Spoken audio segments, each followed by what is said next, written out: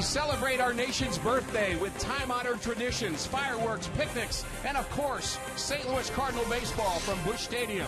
The Cincinnati Reds and the Cardinals game 1 of a 3-game series. Welcome to the telecast. Rick Horton alongside Al Raboski. And Al, it is so much fun to have baseball on July 4th. Well, it really is. Downtown comes alive. Down on the riverfront, there's a lot of activities going on. But right here at the stadium, we're going to have a great baseball game. Cincinnati's in town. They're a very good ball club. Tight race right here in the Central Division, and let's get ready for baseball. And a good pitching matchup to boot. The Cardinals and the Reds. Today's broadcast is on AFN, the American Forces Network, broadcasting to the U.S. Armed Forces, serving in 175 countries and aboard ships at sea. They're watching around the world in Iraq, Germany, Italy, Southwest Asia, South Korea, and Japan. Welcome.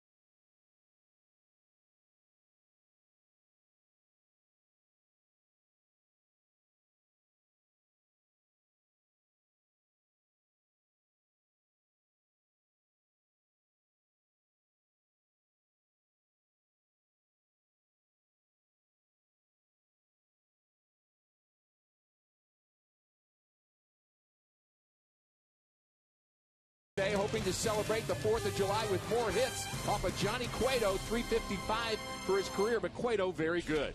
Cueto has made 10 appearances this year, 9 quality starts, 7 in a row, and he's pitched well against the Cardinals earlier this season. Chris Carpenter, he used to own Cincinnati. He has 12 victories. He's won 9 of his last 10, but he was roughed up earlier this season. He's pitched a lot of innings of late, and he's been winning also. Great pitching matchup, Cueto and Carpenter. We're going to take a look back at some Cardinal fireworks on this date in history. All that and more coming up on Fox Sports Midwest.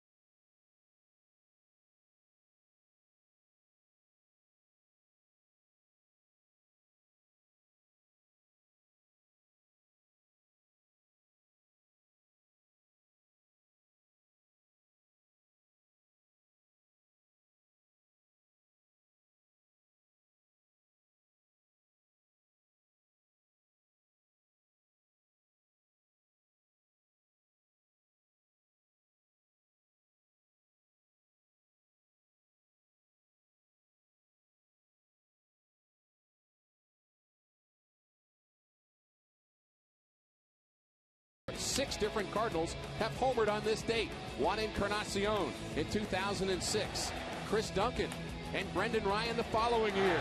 Then in 2008 it was Albert with his 300th career home run. Colby Rasmus did it in 2009, and last year John Jay homered on July 4th. Who will do it today for the Redbirds? When we come back to Busch Stadium, we'll take a closer look at the game we love and the country we love. It's next.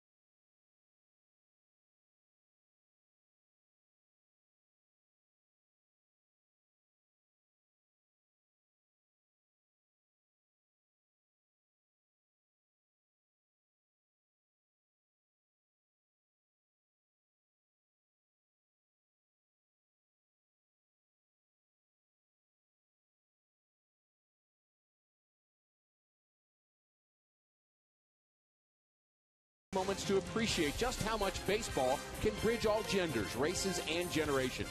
The shared experience of this great game has helped to shape our American identity. My friend Vin Scully has more. Today, across every mile of this great land we call home, we celebrate freedom. We celebrate America. And on our nation's proudest day, we watch baseball played at its highest level.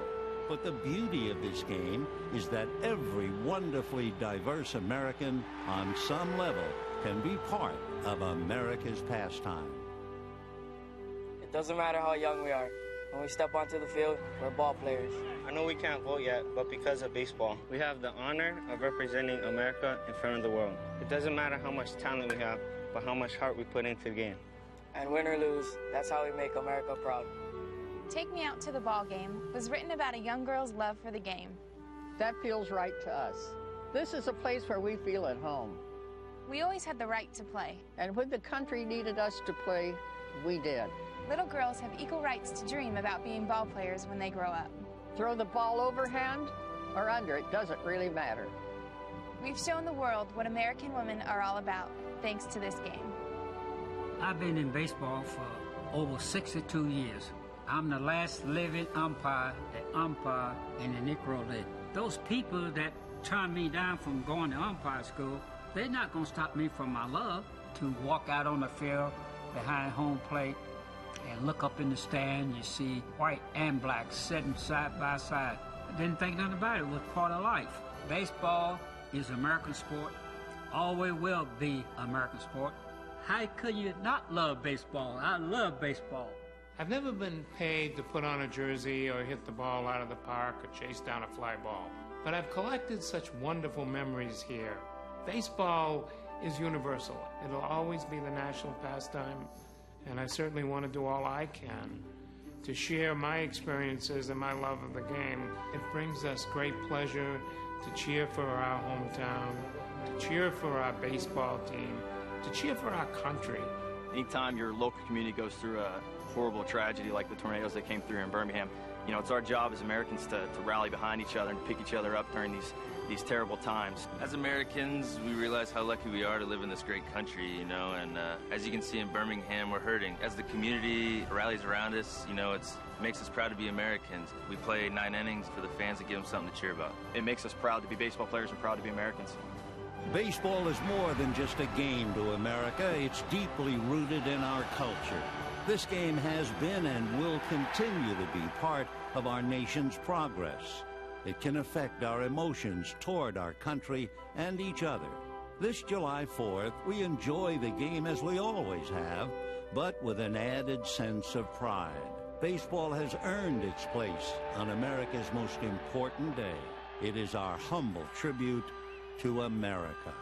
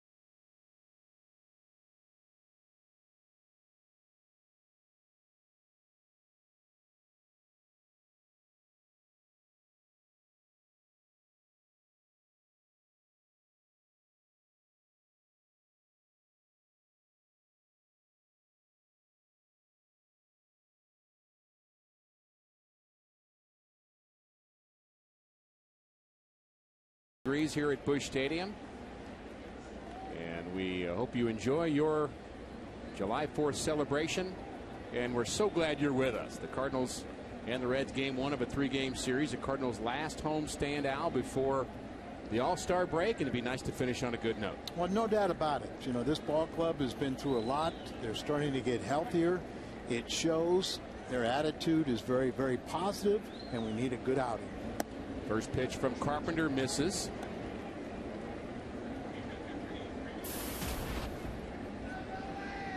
Fred Lewis, Brandon Phillips, and Joey Votto for the Reds here in the top of the first, and a very interesting pitching matchup, and we'll talk more about that. Cueto and Carpenter, and there's a high strike, 1-1.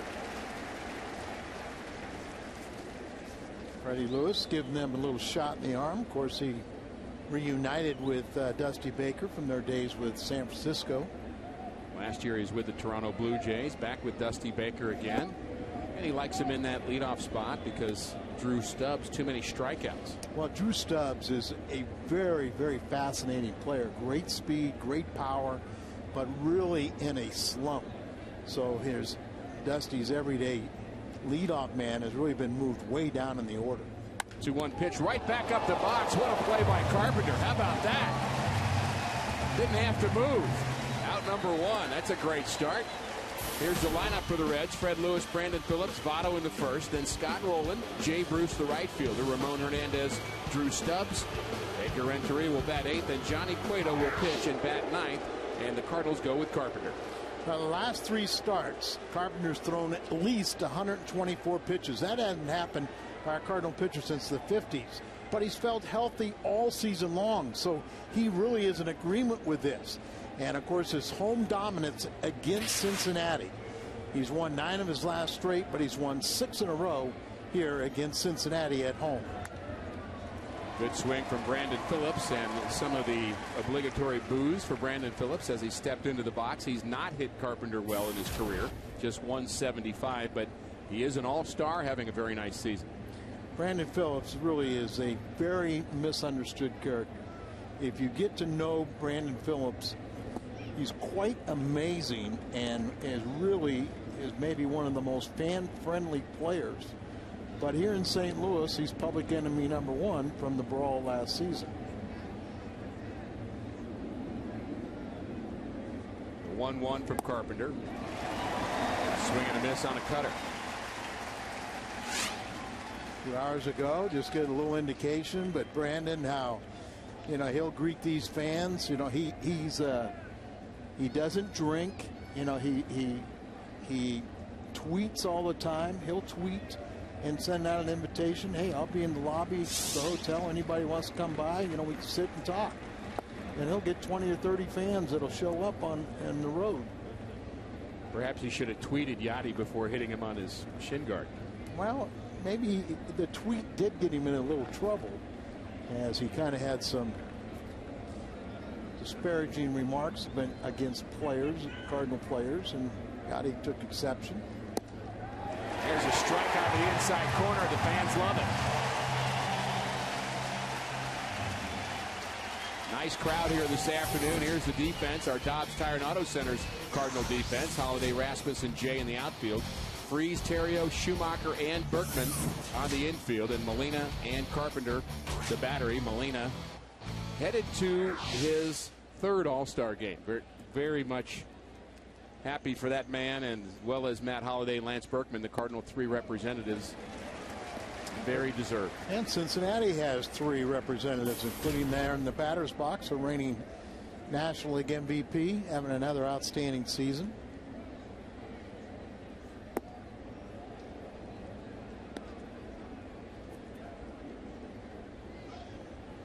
Since 5:15 starts, you can see the shadows as batter looking right into bright sunshine. The ball gets right on top of you, and then it darkens. So here you see how that ball just kind of darkens right as it gets to the plate. It's tough enough to hit that pitch, but hey, take advantage of every time you can hit it. But a start like this usually is very, very tough for the hitters. That was a great look on our Plaza Tire Foxmo. One of the elements you have to deal with, but of course it goes both ways. Look at the velocity. We talked about how many pitches that Carpenter's thrown, but he's actually had better velocity this season than I would say last year, or maybe even for a couple years. The 2-2 to Votto. Another cutter in on the hands. Really tough pitch to handle. Early in the season, Carpenter gave up so many hits, and a lot of times it was the cutter that was real flat. But this one, you can see it just really slide across. Just all it has to dip is just ever so slightly. But to have that kind of movement and run inside, that's a tough pitch to hit. The 2-2 to Votto just misses the outside corner. And you pound the outside corner with the fastball, but Votto, the best in the game, in all aspects, and particularly with a good batting eye. He's not going to span that zone too much. Leads the National League in walks with 62. Our first 3-2 pitch is barely fouled off, just protecting was Votto. That ball almost in the glove of Yadier Molina, and that has to have something to do with the shadows here. Well, Ricky, good hitters have that ability to foil and spoil that good pitcher's pitch, and what we're talking about is just a swing like that, just to kind of punch it to keep the bat alive, waiting for a mistake. Line drive foul. A little bit more of the plate, hits it better, but still foul. Interesting that Yadier Molina is going to multiple signs, and there's not a runner at second base. What do you think that's an indication of, Al? Oh, I think they're just one of these little things trying to mess everybody up. They get upset when we call pitches. as if we know what we're doing. Ground ball up the middle. Nice play by Terrio from his knees. Votto beats it out. Great effort by Ryan Terrio going to his left. You know, Ryan Terrio is exactly as advertised. He's not the most gifted defender, but boy, you'll never question his effort. A good solid effort here. I like Berkman coming off the bag. You know, make sure you stop that ball. Don't let it get by him. Put him in scoring position. But Terrio is a real plus offensively. You know, he leads the ball club in hits, and he's just a grinder. He's a winner. He's everything that you know was talked about before we got him. I've really learned to really appreciate him. Cardinal fans, of course, appreciate Scott Rowland, what he has meant to this organization. Scott at 256, just 4 homers, 32 RBIs. Both clubs, by the way, this afternoon, in fact, throughout baseball, all teams are wearing the Stars and Stripes caps to celebrate July 4th, and all the proceeds for any of the hats that are sold throughout the stadiums will go to veterans charities. And so if you're out and about somewhere, see one of those caps and purchase it, know that all the proceeds, 100%, will go to help our veterans. Yeah, Major League Baseball and McCormick Foundation really doing something special, and at least $4 million are being pledged this season, over $10 million over the last few years. There's a hard hit ball up the middle, and back-to-back singles for Cincinnati with 2 outs. And congratulations to Scott Rowland. That's career hit number 2,000.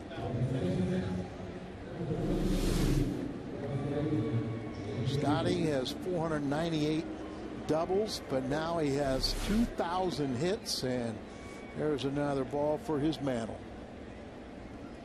You don't mind seeing a guy that with the class of Scott Rowland get a base hit, and you know, he and Chris Carpenter are very tight, very close friends, but I think Chris will say, okay, I'll accept that one.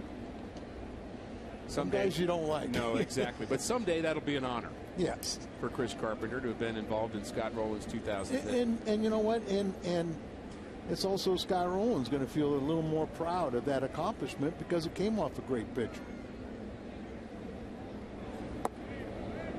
Terrio holding the runner, Votto, very close to second base. Carpenter waited for him to get back into position and delivers a curveball to Jay Bruce.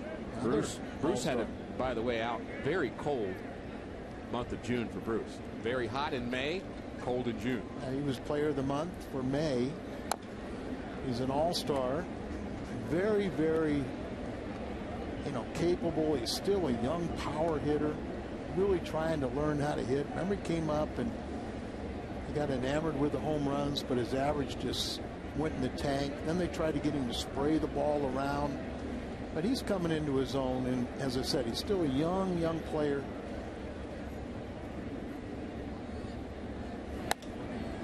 Tries the left field line and just a little bit late on that Carpenter delivery. Again, a lot of defensive swings here against Carpenter. His stuff is very, very good so far this afternoon. And I would say, Al, in his last outing, as you said, maybe as hard as he's thrown as a Cardinal, but he was really not only throwing hard, but he was sharp those last few innings of that game.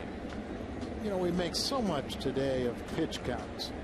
And, you know, when you're 6'6", 230, you're big and you're strong and everything like that, you know, it really shouldn't bother you. You know, you don't want to be throwing 25 to 30 pitches per inning.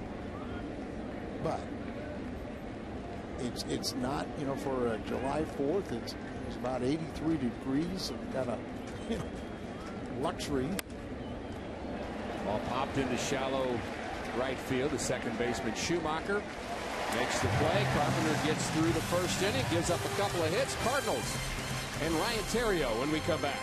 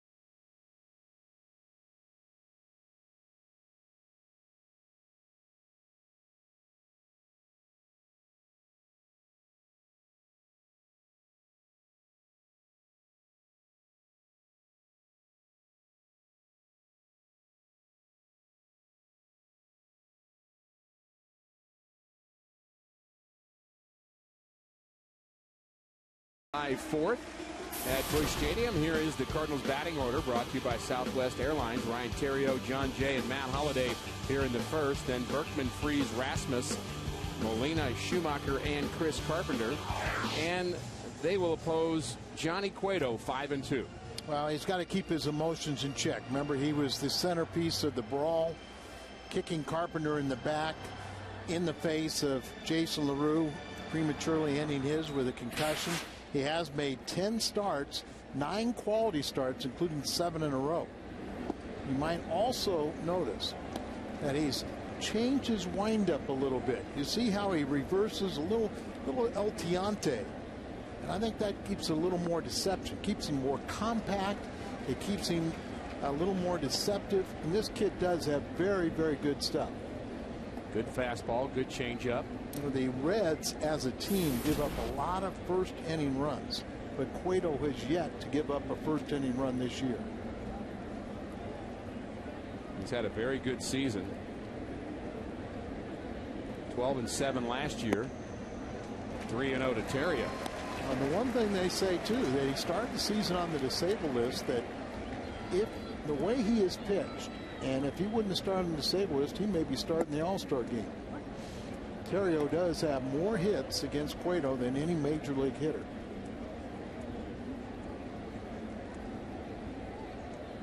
And don't you get the idea what I'm talking about with Theriot? And I mean, I wasn't overly excited when we acquired him. Totally agree with you. Kind of a pest, you know, kind of one of these guys. But he's won me over. Even this at bat here, working the count to 3-2. He's been very good at the top of the lineup. Has also had a lot of clutch hits. When the lineup flips around, all of a sudden you got runners on base at the bottom of the Cardinal lineup. He's been very good with runners in scoring position. 28 RBIs. Not a lot of extra base hits, but he leads the team in multi-hit games. Here's the Reds defense. Lewis, Stubbs, and Bruce in the outfield. Very good outfielders. Jay Bruce with a plus arm in right. Roland Renteria, Brandon Phillips, and Votto. Cueto and Ramon Hernandez is the catcher. And one of our favorites, Edgar Renteria. Hit a home run yesterday's ball game, the first since his heroic home run in the World Series. He was the MVP for the Giants, the world champions. Actually, the first home run by a Red shortstop all year long. Paul Janisch doesn't have one either in that ballpark. Ball lined in the left center. It might drop, and it does. Base hit for John Jay.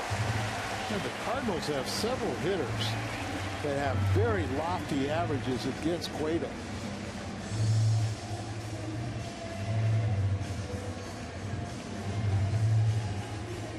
Cardinals have a base runner, our Toyota keys to the game, the lowest earner on average since June 1st. Johnny Cueto on that list. I mean, he's right in it. His last time out, he got a no decision. A nice ovation for All-Star Matt Holliday. But you know, Berkman's hit 378. Holliday's hit 329. Jay now is 600. Molina 353. Rasmus 294. And Theriot 355. So a lot of high averages against Cueto.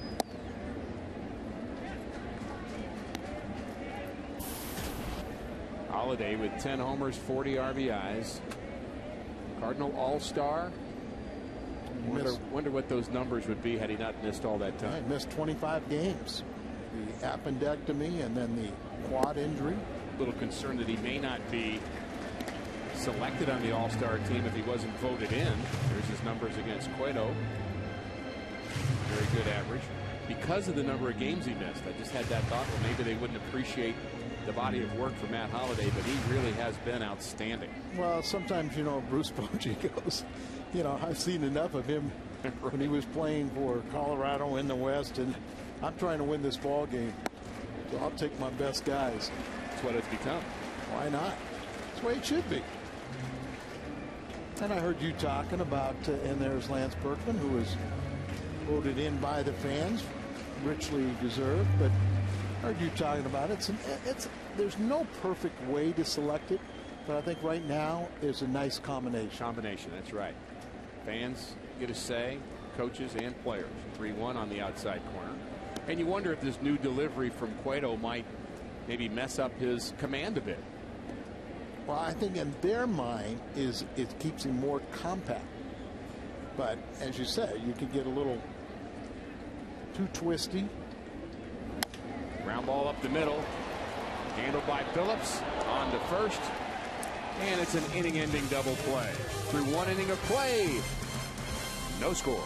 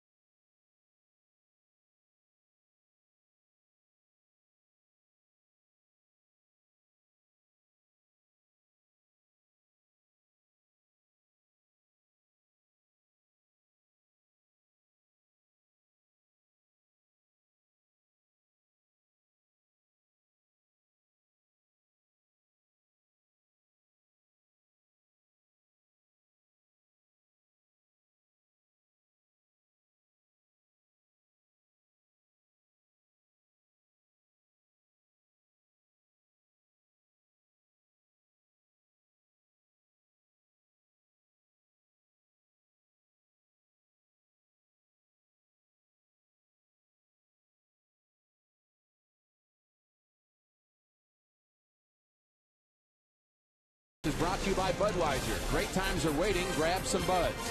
By Chevy. See your Mid-America Chevy dealers. By Southwest Airlines new Rapid Rewards. Unlimited reward seats and no blackout dates. By Dobbs Tire and Auto Centers. #1 in quality tires and expert auto service. And by Steak and Shake. Life needs flavor. 4th of July celebration. That looks like fun. That was yesterday, Rick. As a lot of the fireworks, the concert in the nighttime was all canceled because of the thunderstorms late in the afternoon. But beautiful day weather today. Outstanding. Ramon Hernandez leads it off, and first pitch is high from Carpenter. Hernandez, the better hitter of the two catchers. They have a really nice combination of catchers. Sure do. Hannigan and Hernandez is outstanding, but they can really keep them fresh.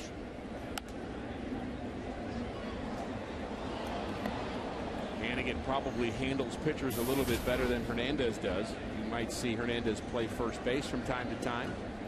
Batting average over 300, occasional pop. Hurt the Cardinals last time we played him. He had 3 home runs in the series. I have this great memory of Hernandez doing the kind of the translating for Johnny Cueto after the brawl between these two clubs, and he was trying to be a bit of a peacemaker. Of course, Scott Rowland was in his way. And you're just kind of hoping really that doesn't resurface here this afternoon. We don't want the early fireworks. But you never know, Al.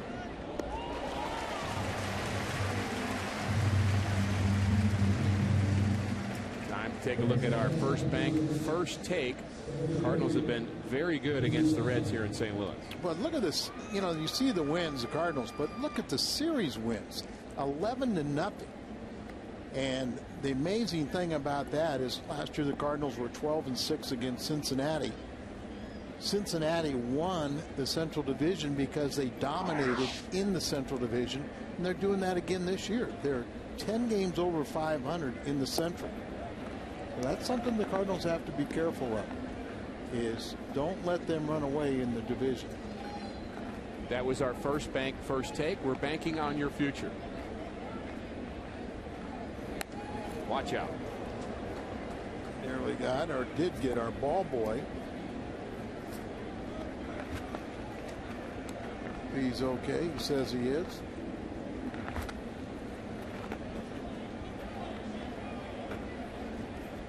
And they go pick up the ball, put him to work. Yeah, but you can kind of see that as soon as Carpenter, who's 6'6", releases that ball, it goes right into the shade. And then another inning or so, you're going to have sunlight in between home plate and the pitcher's mound. So very tough to hit early in a game, and then you have a 5 o'clock start. And certainly the sun will be a factor for all of the outfielders. 2-1's hit on the ground to the left side. Terrio to Berkman. Stubbs runs very well. You cannot take any extra time trying to throw him out. No, one of the fastest runners in the game, and as we said, that combination of speed, but he's struggling late, and a nice little hand for Edgar. Another little tricky little hop for Terrio that mastered it perfectly. 35-year-old Edgar Renteria, 16th season in the big leagues.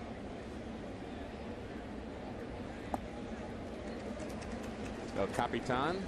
He's approaching 300 career stolen bases. Almost 8,000 at bats. And he's hit safely in 5 of his last 6 games. Walt Jocketty brought him over just to, like Scott Rowan, bring over these guys that are proven winners to try and help a young, talented team kind of get over the hump. There's Walt right behind the.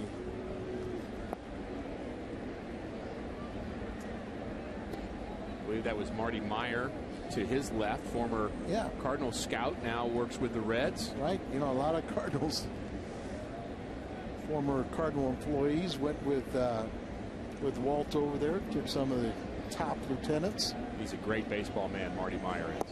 Good curveball on the corner. Renteria doesn't like it, but it's strikeout number 2 for Carpenter. Good start for the A's. Berkman when we come back.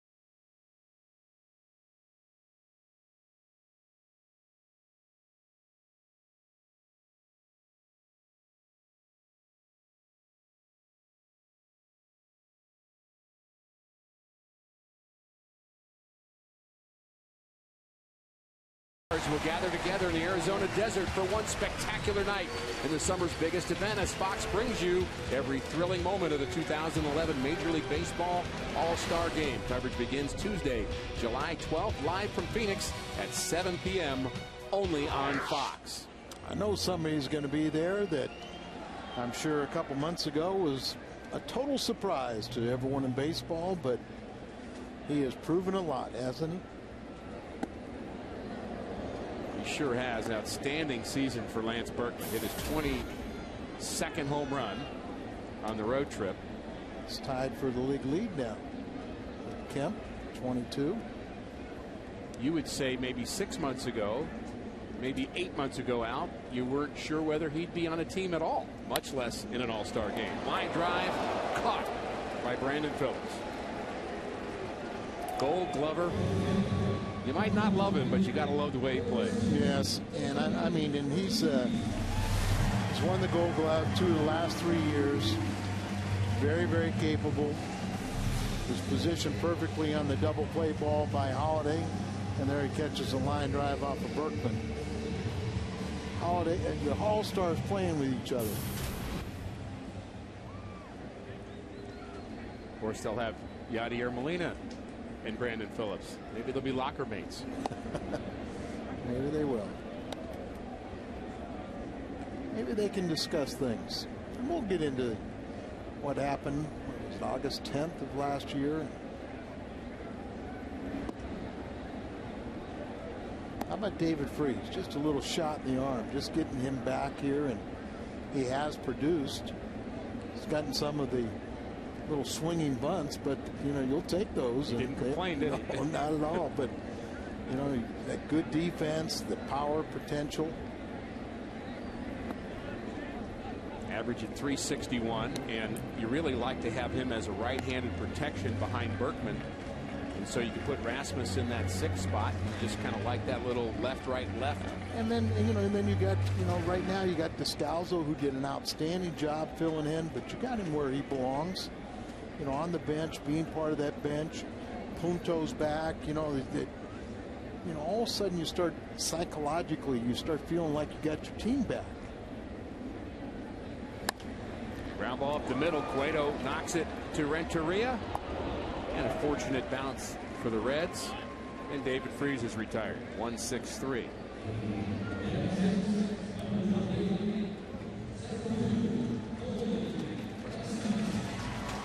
Colby Rasmus. 0 for his last 8.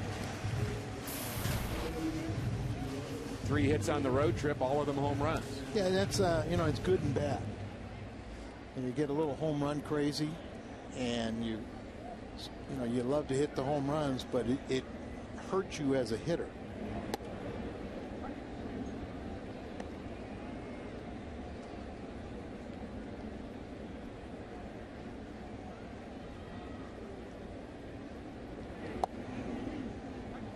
Oh, and 2 to Rasmus.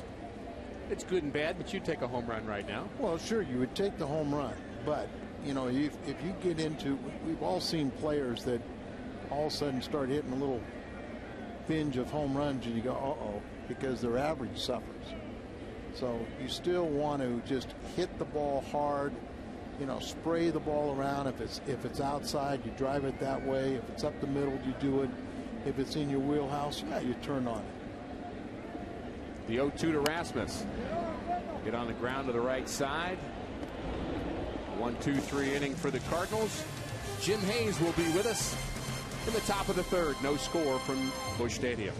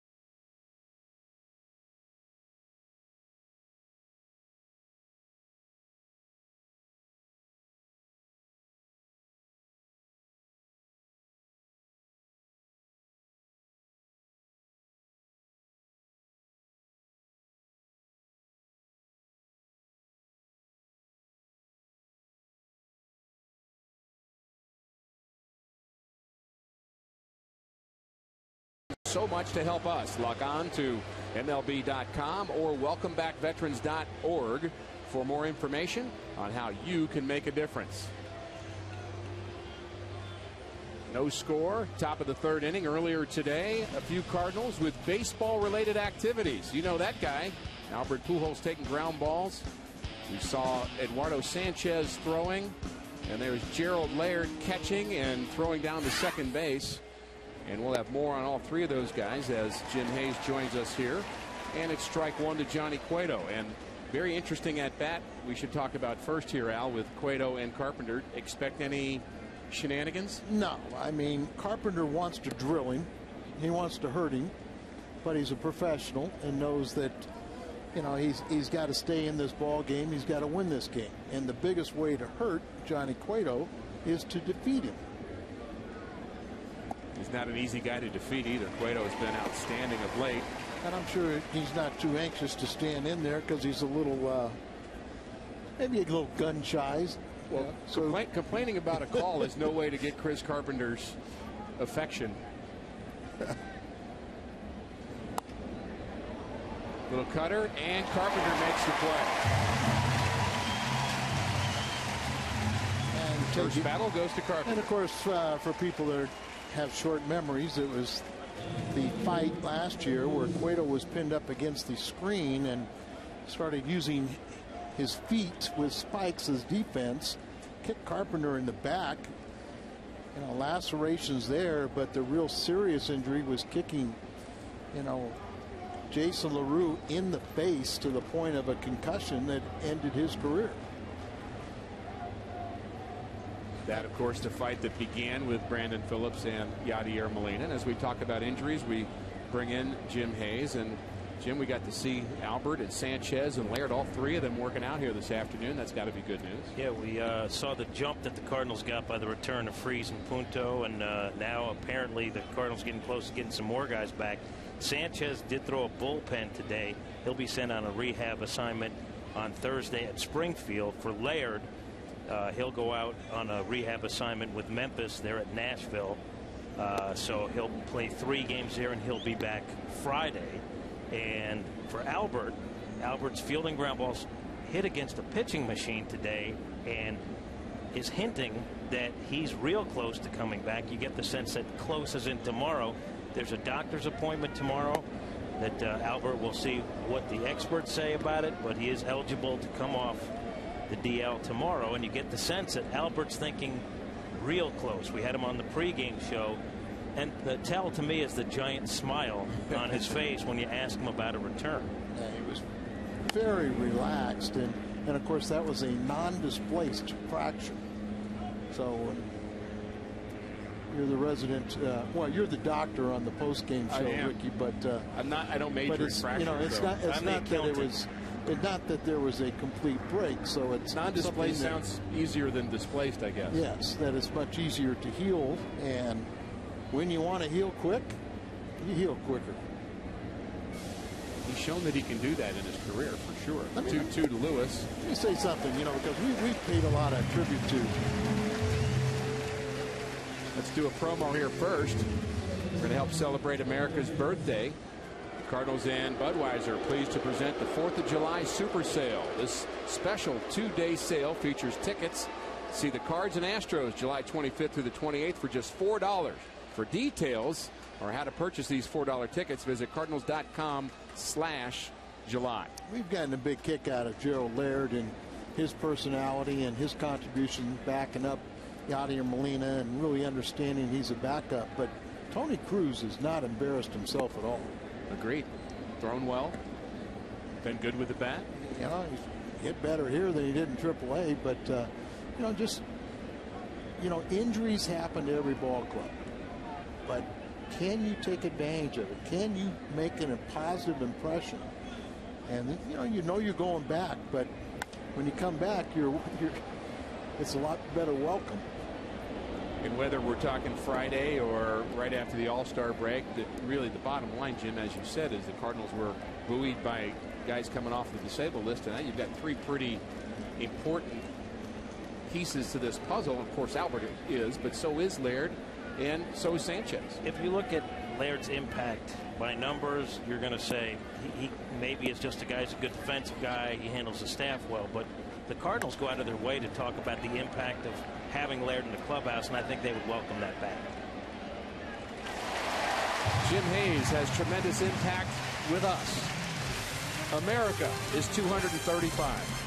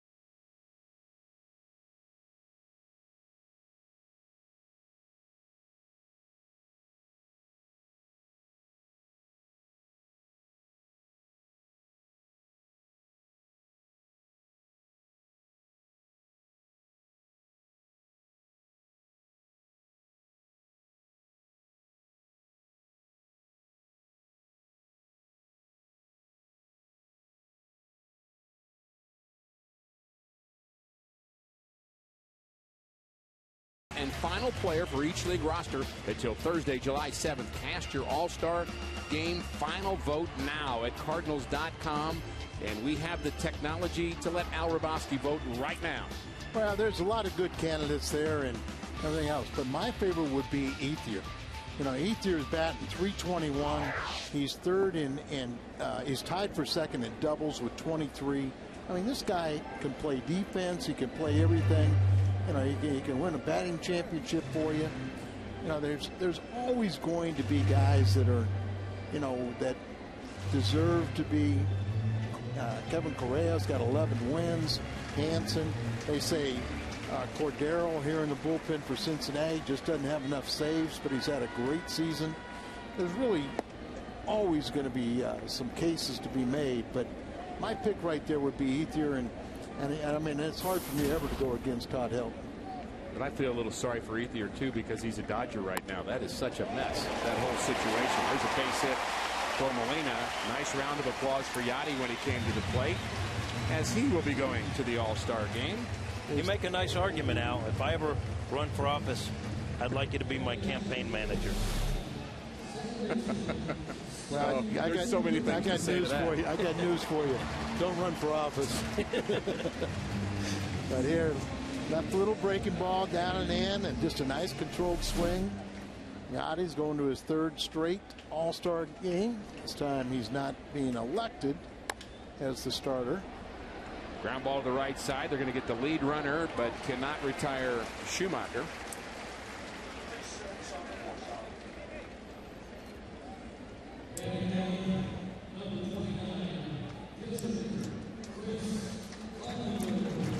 You know, one way, you know, you can retaliate in a ball game in a very clean and hard way is just go in hard aggressive into a middle infielder. And Edgar was there prepared for it. You know, nothing even said, no throw, but he was aware that Yachty's coming down there. I've seen the Cardinals be very aggressive on the bases in a very clean fashion, trying to take out that middle infielder, just trying to disrupt that double play ball. Should be a bunt situation here for Carpenter. He'll try to advance Schumacher to second. As we watch Cueto pitch to Carpenter, I'm reminded of before the game, We stopped by for a little visit with Scott Rowland, who went out of his way to once again remind us he was a peacemaker in that brouhaha. Right. A ferocious-looking one, right. But a peacemaker. Well, first of all, let me tell you something. Scott Rowland, you don't want to meet him in an alley if he's mad. But I totally agree with what you said. But he was so demonstrative, and because of his size, his presence, the respect he has by the Cardinals, he was one of the few guys that could go in there and grab, Carpenter or whoever it was, and get their attention and say, hey, calm down, we're okay, I'm not going to do anything to you. But he did it in such a fashion that a lot of people misunderstood his intentions. But he totally was a peacemaker.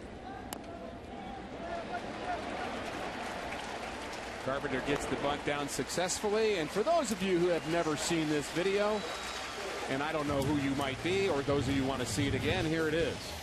Brandon Phillips, Al, why don't you talk through this? Well, he kind of, after he said some bad things, he kind of tapped a little on the shins, and Molina took exception to it and said, you don't talk bad about me and then try to do this. So then now both benches empty, but it kind of, the scrum gets pushed into the fence. There's Carpenter in the red, and he's pinned up there. Cueto is to his right, and all of a sudden as they start doing it, Cueto starts using his spikes and is kicking Carpenter in the back. And also you can see that Jason LaRue, the former Cardinal catcher, got most of it in the face and had concussion syndromes to the point to where it ended his career. A very ugly. And, I'm sure Johnny Cueto was scared and felt like he was trapped, but you do not use your spikes. And Jason's still feeling the effects of that, still some symptoms, doing a lot better the last time I asked one of his teammates, but still feeling some of the effects. And Jeff Suppan, very glad we used a shortened version because we never got to see him crawl out of the pile. He always objects to that, doesn't he? Trust me, I have been down on the bottom of a pile, and that is not where you want to be. Line drive, base hit to right field. Bruce charging it. There's going to be a play at the plate, and he is out at the plate. Schumacher thrown out by Jay Bruce. The strong-arm right fielder takes care of Schumacher. The tag is made. Still no score in St. Louis.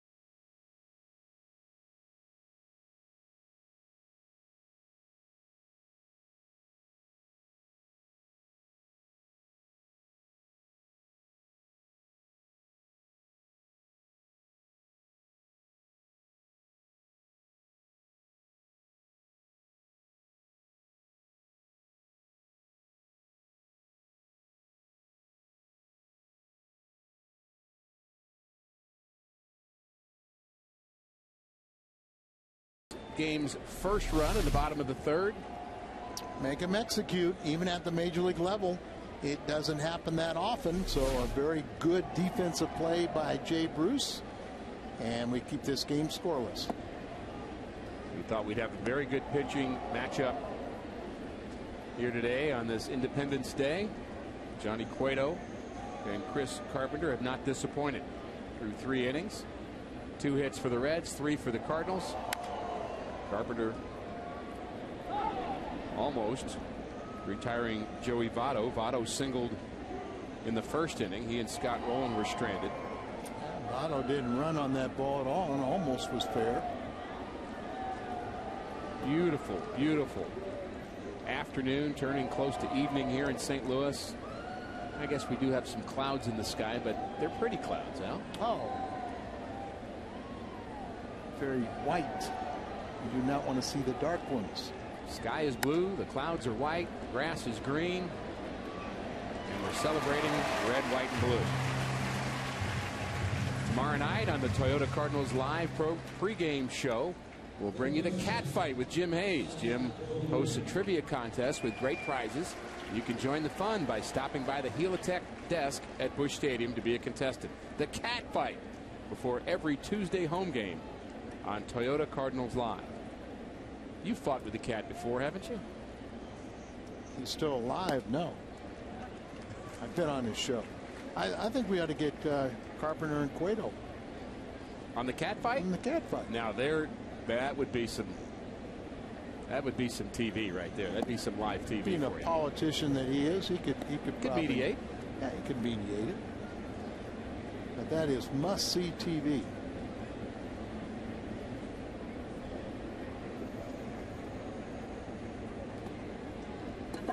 Anytime you can get out Joey Votto to start an inning, you got to be happy if you're Carpenter. How about that? His first career hit, August 1st, 1996, and then earlier today he got his 2000th career hit.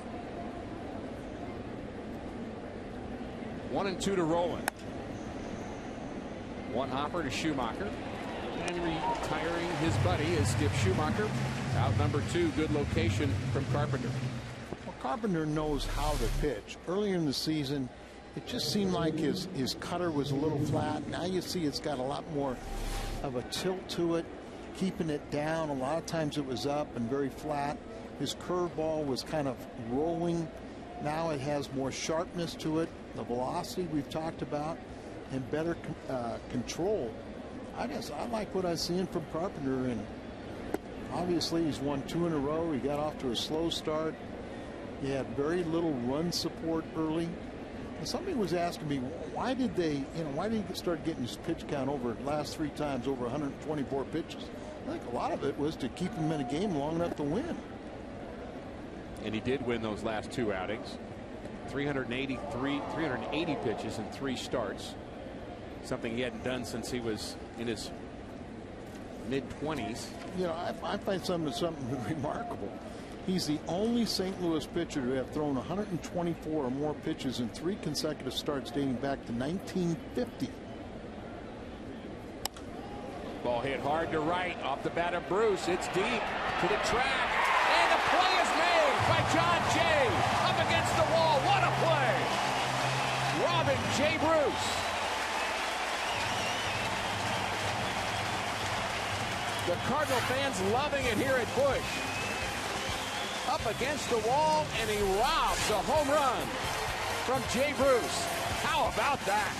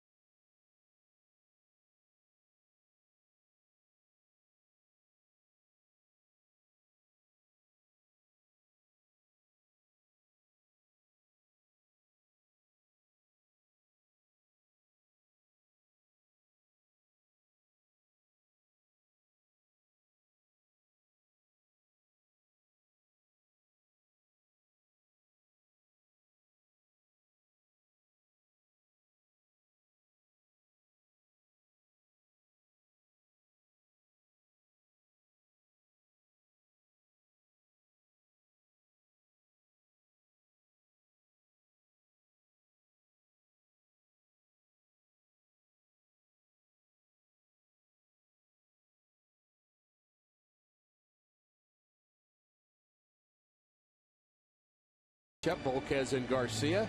Our coverage begins at 5:30. Brought to you by Budweiser, right here on Fox Sports Midwest. Cueto back to work. John Jay, spectacular play to end the top of the fourth. He has been something else defensively.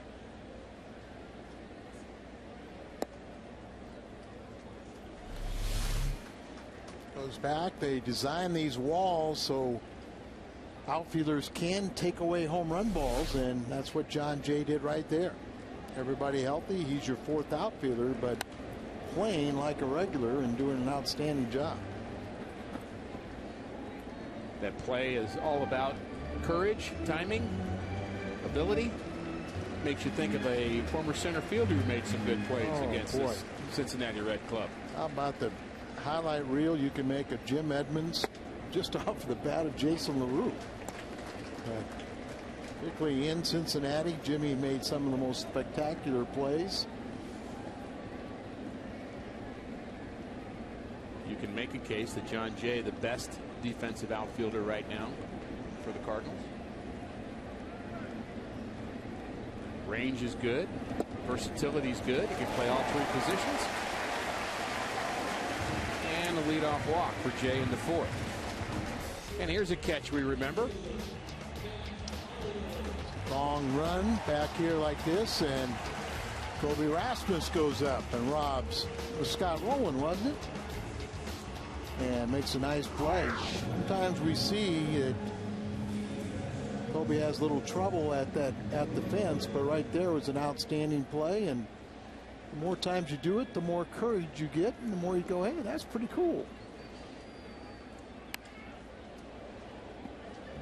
Check swing by Holiday, bounced into a double play. There's number 15. That was a pretty good one. More than when Jimmy Edmonds wore that. Jimmy periodically pops into town. I've said many times this year, no offense to any current players, nothing to do with them, but I miss watching Jim Edmonds play. When Jim Edmonds, when he was here, I mean, he had remarkable years, and you talk about a complete player, offensively, defensively. You know, he just had immense talent. And he was the kind of guy out that would rise to a moment like this. You're playing your rival Cincinnati Reds going into the All-Star break. A little bit of tension perhaps between the two starting pitchers, and certainly some history that went back to last year was maybe added on to a bit this year. Jimmy, is a very close friend, and I've got tremendous respect for him. But, our families got to know each other quite close, and my wife did some work for him, and I remember she telling me, she said, he is not only, she said he is one of the nicest guys I've ever met. She goes, I'm not talking about a ball player. She says he's one of the nicest guys I've met, period. Nicer than you, Al? Well, that's kind of. You didn't count. Well, there's a strike. There goes the runner. And John Jay is out. The late steal or something is caught by several feet. I'm not quite understand that one. Breaking ball. Hernandez just take his time and still guns him out by 5 feet. Can't imagine that would have been a hit and run on a 3-1 count. We're definitely. Cueto does not give up a lot of fly balls. He's only allowed 5 home runs in a hitter's ballpark. So they might have had something on, but looked more like a missed sign. The other possibility would be just a bad break for John Jay. He's 5 for 7 in stolen bases. He just may have had a bad jump. And honestly, when you get a bad jump, Al, best thing to do, stop. Yeah.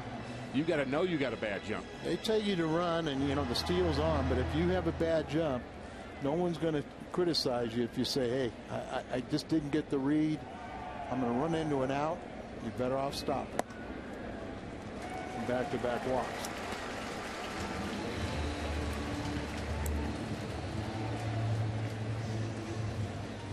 USAA would like to recognize our American military members here at the stadium today.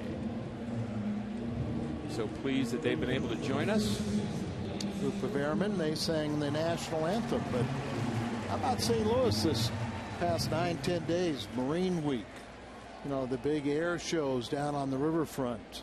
The Harriers, the B-2, the Ospreys. You know, all kinds of aerial shows as St. Louis has one of the largest 4th of July celebrations on the riverfront. And let's have a celebration right here in the game.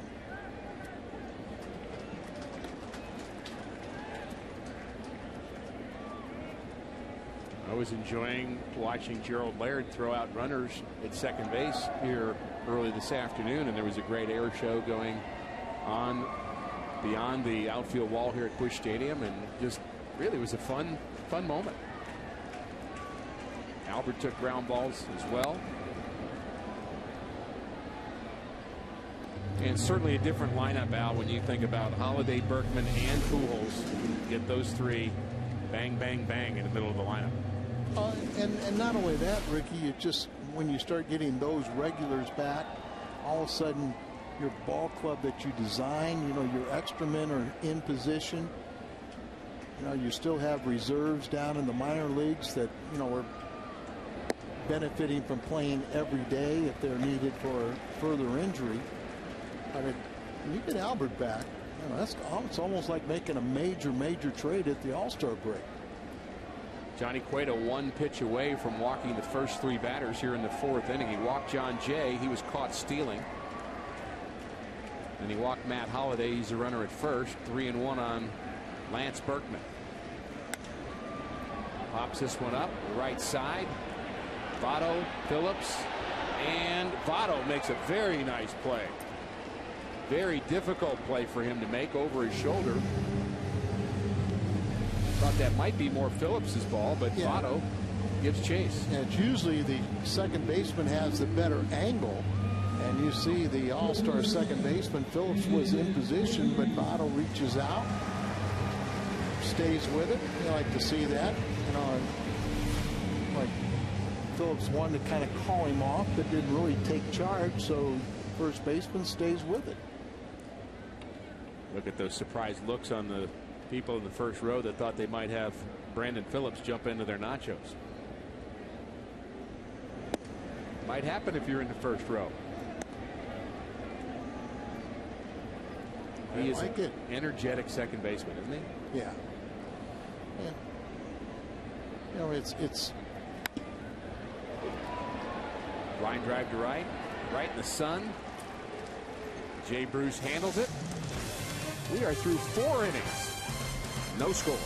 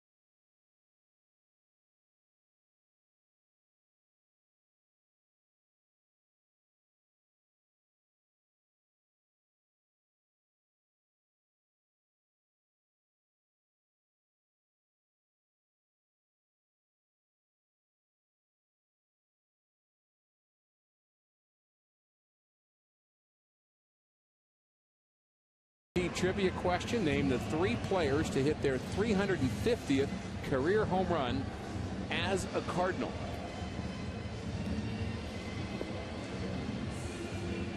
There's the 3. Soon to be 4. Lance Berkman at 349. Great career for Berkman. 6-time All-Star. 6-time All-Star and 349 home runs. He's chasing Chili Davis now.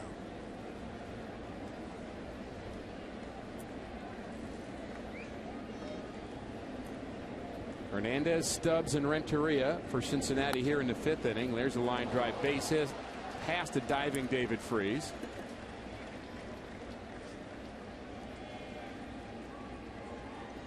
First pitch strikes. You're trying to get ahead, but you got this ball up a little bit. Right up and in the middle of the plate. That ball's going to get hit hard. Almost to his third baseman. Don't get hurt, David. This little article about David Freese, the unfortunate part of being hit by a pitch and breaking his hand, but it also allowed more time for those ankles to heal. That's a great point. I mean, you always got to look at a silver lining. You know, the fact that Albert, okay, he's missed this time, and when he does come back, he should be really rested. You know, he takes such great care of himself, and I agree, he won't need a rehab assignment. Ground ball to third. Freeze to Schumacher for 1 on to first. Safe.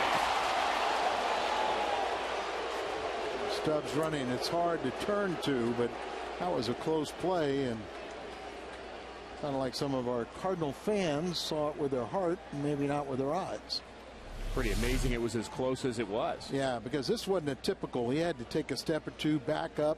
Got a good strike to Schumacher in there. I thought it looked like he was out, but I see it with my heart too. And Schumacher saw it with his heart. Reacted. That probably brought forth some of the reaction of the fans seeing Skip's displeasure. Stubbs a real threat to steal. 23 out of 27 in stolen bases. And that's one of those you would rather have Hernandez on base than you would Stubbs, but Ramon would be at second base. This would be a good battle here. Carpenter quick to the plate. Yachty quick to second. Stubbs quick to second.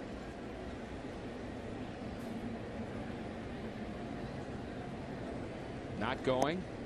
And Ricky, it's kind of a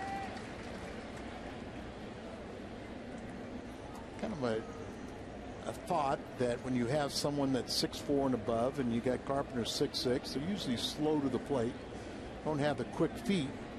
But Carpenter really is tough to steal against. Does a very good job of varying his looks, changing his pace, and those runners don't get, you know, a real comfortable jump. And if you give Yachty any time, you know, any opportunity, you know, if you don't let that guy just steal blindly, and they steal off the pitcher, Yachty will do the rest. 1-1 the count to Renteria. He struck out looking in the second. Stubbs the runner at first. The low leg kick from Carpenter makes him quick to the plate. There goes Stubbs. Handled by Freese. Renteria is retired. We invite you to join us for the third of 5 Ice Mountain Autograph Nights on Wednesday, July 6th. The Cardinals take on the Reds, and you can meet your favorite Cardinal players and alumni. For more details, visit cardinals.com/promotions.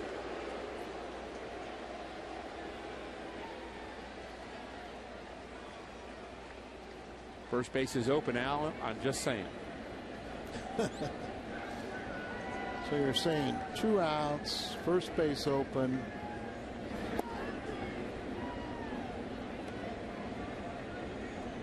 He's 1 for 17. Not much of a hitter. Get 2 strikes and then just have a ball miss inside. I'm just saying. Just asking. 2-0 to Cueto. There are times and places to get. Rules have kind of changed. You know, when it's hard to keep up with the rules. Yeah, they're all unwritten. That's right. Depends on who you ask. Very subjective now. Oh. The 2-0 to Cueto. You know, when I played, you know, it was instructed by Gibson and Brock and Torrey and Red that, you know, you didn't let something personal interfere with the victory. Tony almost has a different philosophy that you take care of things right away. Now, I don't know if it's, you know, there's no real right or wrong way, but we have seen. You can take care of it right now if you just wait and tag him hard. Carpenter takes care of Cueto by himself again.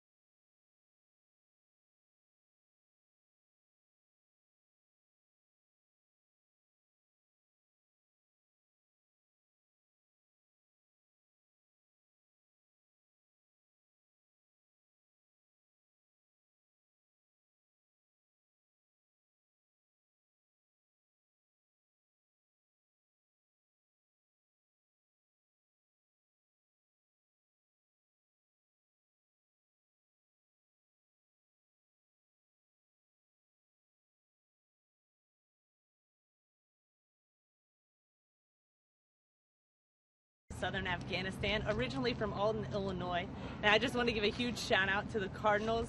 Every morning I wake up to check the newspaper for your guys' standings, so do know we're over here following you guys as much as we can, and we can't wait to get home to watch some games. Go Cards!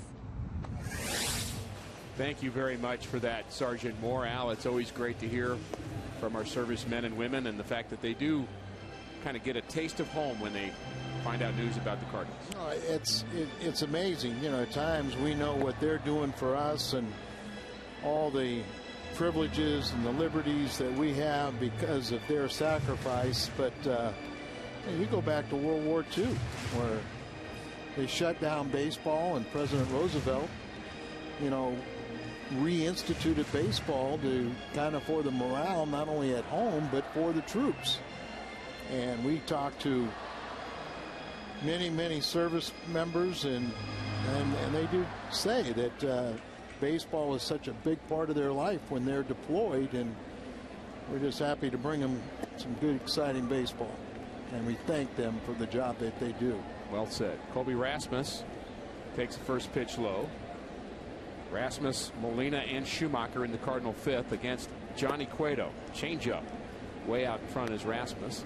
And for those that didn't get a chance, Al, to see our pregame show and see the little piece that Ben Scully did on the importance of baseball, that was outstanding. Find somebody that TiVo'd it and watch that. Yeah, it's I was kind of picked it up in the middle and was, you know, said, oh, well, what an awesome job. But of course, anything that Mr. Scully does is going to be, you know, par excellence.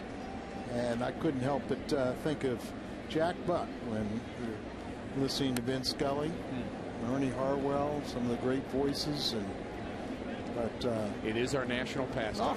And for folks that missed that piece, by Mr. Scully. We're actually going to re-air that in the postgame show. So there's no reason to stay tuned for Cardinals Live postgame. Pat Paris. Another reason. Al and I will be there. As if you need any more reasons than that. Jack was the year that Jack was going to be inducted into the Baseball Hall of Fame, the broadcaster's wing. We were talking, and he was talking about his service and how proud he was to represent the United States. Line drive for Rasmus will drop in front of Jay Bruce. Leadoff hit for the Cardinals. That's 3 innings in the row that the Cardinals have had the leadoff man aboard. Well hit by Rasmus. That breaks a 0 for 9 for Colton. And that's something right now that the Cardinals aren't getting those leadoff men on, but they've got to move them along, manufacture some runs. Tony commenting that over the weekend, particularly in the Saturday game, where you got to kind of right now we're in a little bit of an offensive drought, so part of that is the good pitching you're facing. Other things, there's ways that you can create scoring opportunities. Had a man thrown out at the plate in this game, but I had no problem with that because you're playing very aggressive baseball with 2 outs. Cueto's been very tough with runners in scoring position. The Cardinals haven't really had one yet, but in his last 4 outings, 0 for 19. He's held his opponents to with runners in scoring position.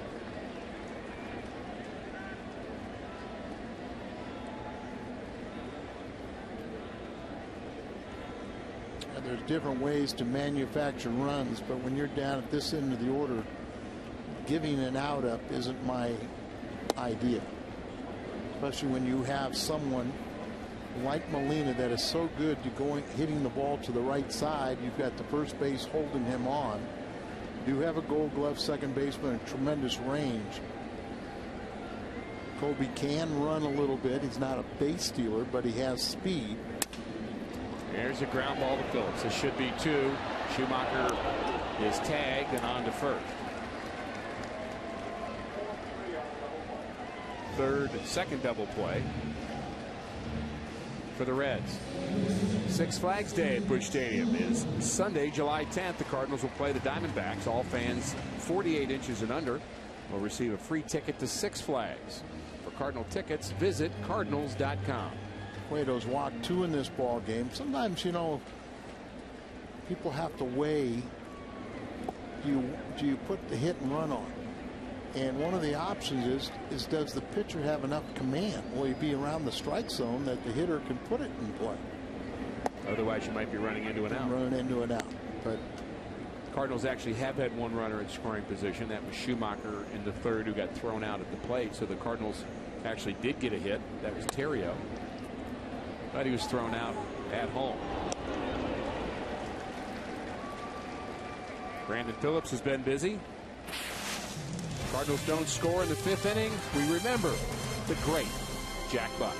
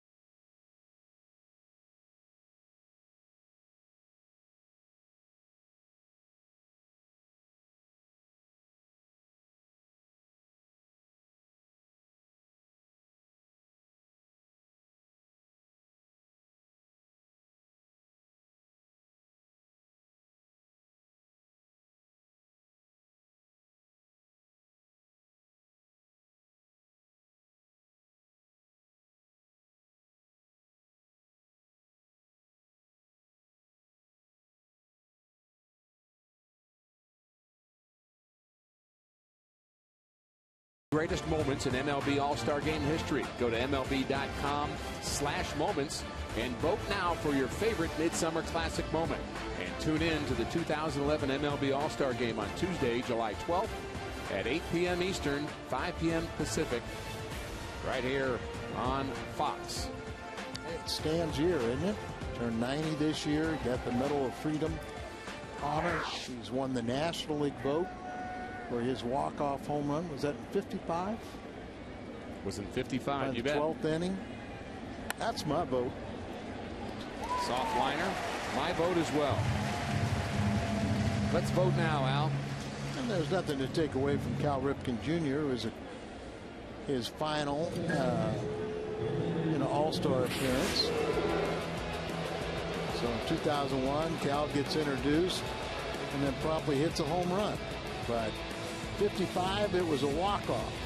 And for Stan Musial, all in a day's work. All in a day's work for Stan.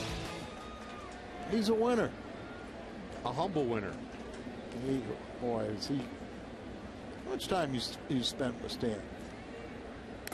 A fair amount. He used to come down to the ballpark, as you know. He really still does occasionally, but there was a time where he'd come down every home stand and say hello to everybody. And this is back 20 years ago, but I just really appreciated. Got a nice photo in my home of Stan and I that I cherish.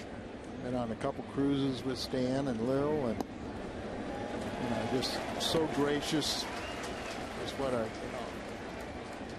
great ambassador.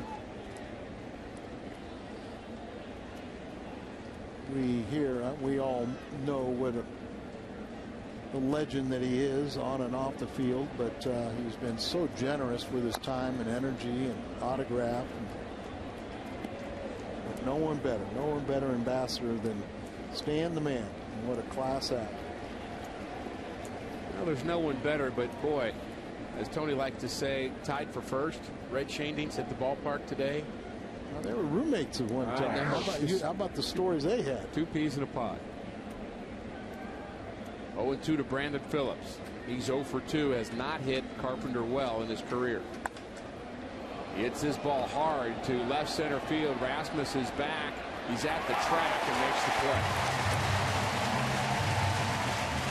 And Phillips just missed that pitch from Chris Carpenter. Only 74 pitches, but we've seen a couple pitches starting to get up a little bit, and that's going to produce more of a fly ball. And this is not the small rocket ballpark that Cincinnati plays in. That pitch right there would probably be a home run. Little cooler temperatures, but much fairer ballpark here. Oh, much fairer. I mean, Cincinnati's ballpark is somewhat of a joke.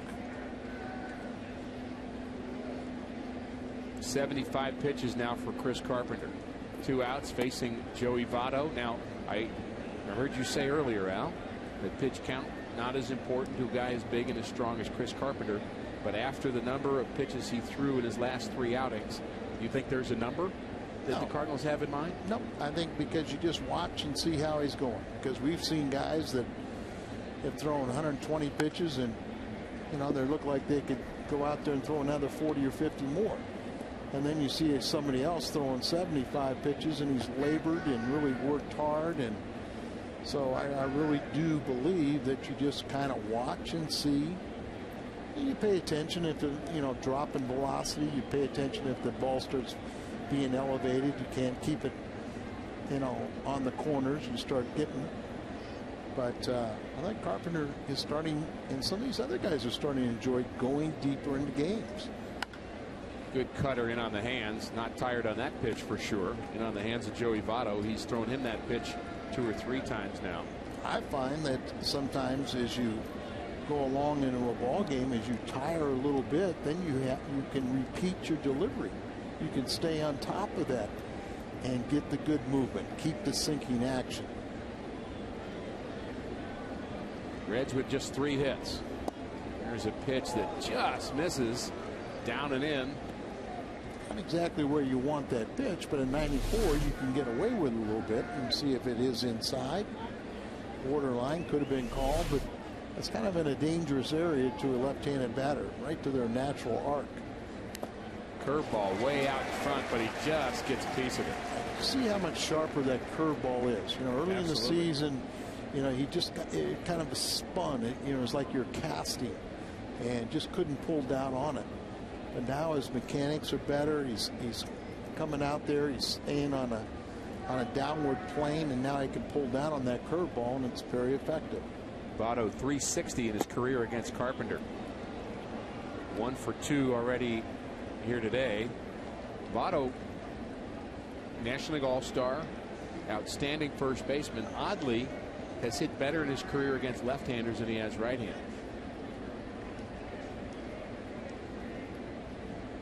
Batting 370 this year against lefties. The 3-2. 96 with that fastball. So he humped up. Part of that probably out that Votto goes so well the other way. There's the All-Stars, Votto, Bruce, and Brandon Phillips. But Votto really does use the whole field. And you know, as a pitcher, when someone uses the whole field, he's that much more dangerous of a hitter. And he uses the center of the field this time. Ground ball up the middle past Carpenter. 2-out hit for Votto. But did the same thing in the first. But he got a ground ball. He wasn't going to give in. Wasn't going to walk it. It's a 2-out single. Just go after roll it. There's the pitch on our Hyundai Foxmo. Good hitters are going to get their hits. If you can keep them to a single, you know, and do it with 2 outs, you got a pretty good chance you're going to put up another 0.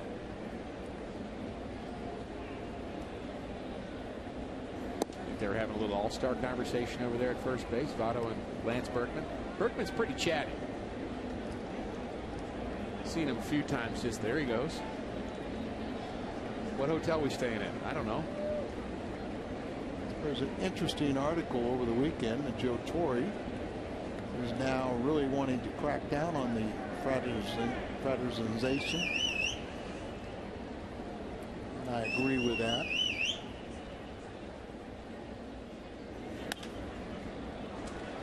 Off to the right side, Schumacher back. He's pointing it out for John Jay. He finds it. Glasses down. Another strong inning for Chris Carpenter. He'll lead it off for the Cardinals next.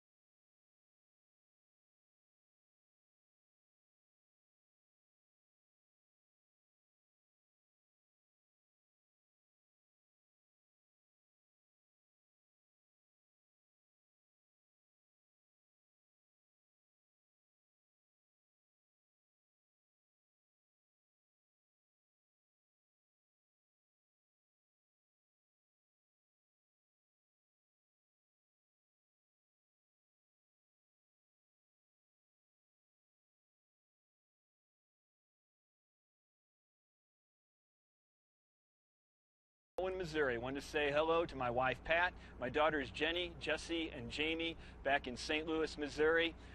Work here on New Kabul compound in Kabul, Afghanistan.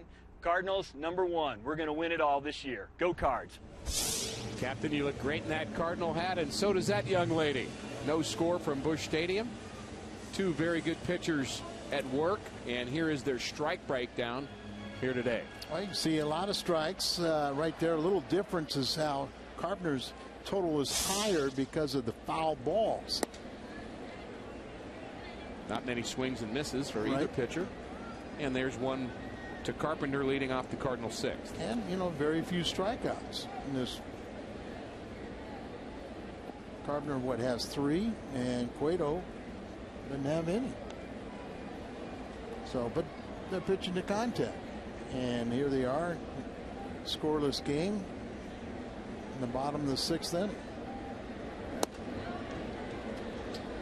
And I do think of Luis Tiant. I had a chance to watch him pitch when I was in college at Fenway Park.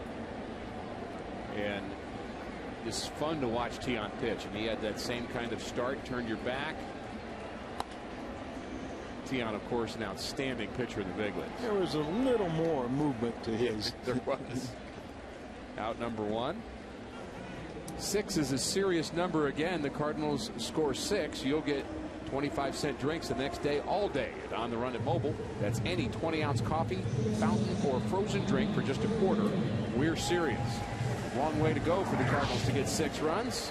See if Ryan Theriot can get that started. He has hit Cueto very well in his career. He had his 12th career hit in the 3rd inning. And he's robbed of number 13. Nice play by the right fielder, Bruce. We have seen some very good defensive play in right field here this afternoon. Yeah, tough sun field. You can see a glare coming off it. So slides out there, makes that catch, gets by. It's probably a triple. But Jay Bruce playing very well. Threw out a runner at the plate on Theriot's base hit in the 3rd inning. That runner was Skip Schumacher. Makes a nice play there. And he was robbed by John Jay, the batter, of a potential home run. Ground ball to 3rd. 1-2-3 inning for the Cardinals. It's a pitcher's duel. I hope you're enjoying it.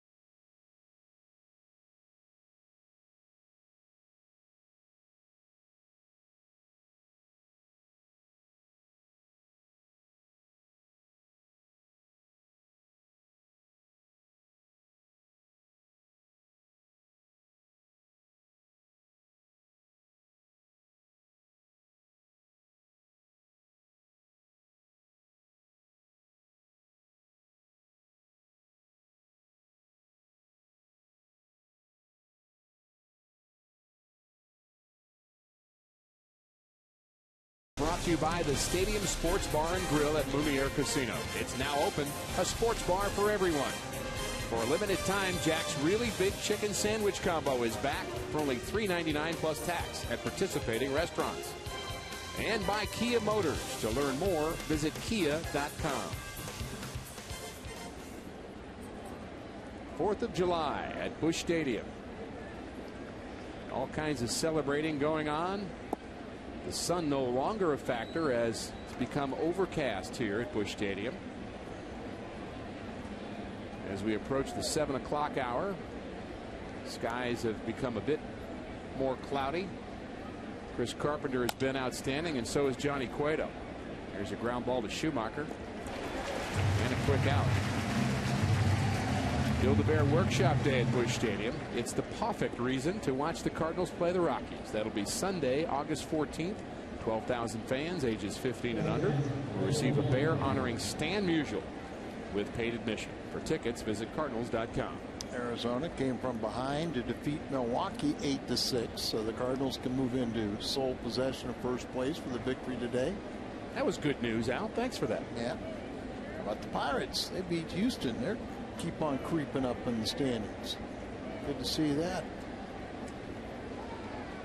The beginning of play today, the Cardinals in Milwaukee, as you mentioned, were tied. Cardinals with a win today would take over first place. Pittsburgh was a game and a half out.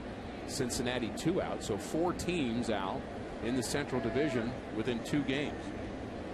Good to see. I mean, if you're a baseball fan, you want as many races as possible. Ultimately, you want the Cardinals to win, and it really doesn't matter where they are until the last day of the season. But baseball is a microcosm of society. We really need it right now in these tough times. So let's have every city be as, in these pennant races and try to generate some revenue and excitement, just kind of a release for the public. It'd be great to have 20 to 22 teams in it on September 1st. I'd love that. Well, and I think right now we do have more parity than we've had in a long time, and the commissioner is very, very pleased with that. Tough spot in the schedule for Cincinnati. They go on to Milwaukee from here, and then after the All-Star break we'll host the Cardinals at home, so very important stretch of games for them with the All-Star game sandwiched in between. There's Chris Carpenter's first walk. 1-out walk to Ramon Hernandez. And Arizona will come in here. They're playing good baseball. And the ones I said defeated Milwaukee, but Arizona is 2.5 games back. They're a little surprise in the West.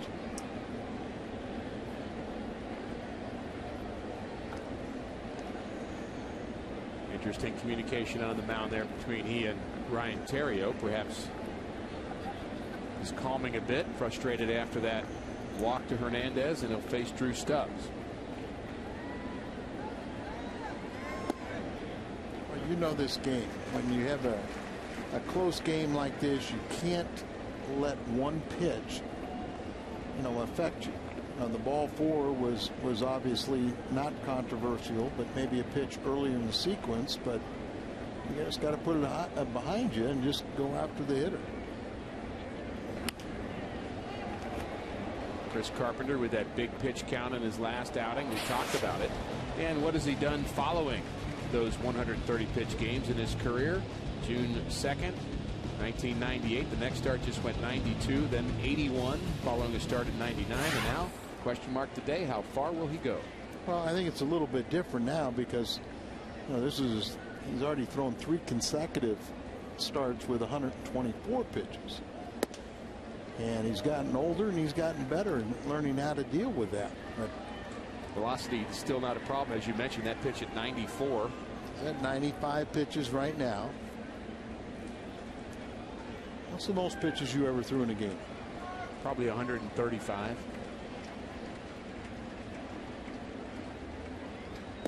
I'm not sure we counted them all the time. You counted them, but nobody told you.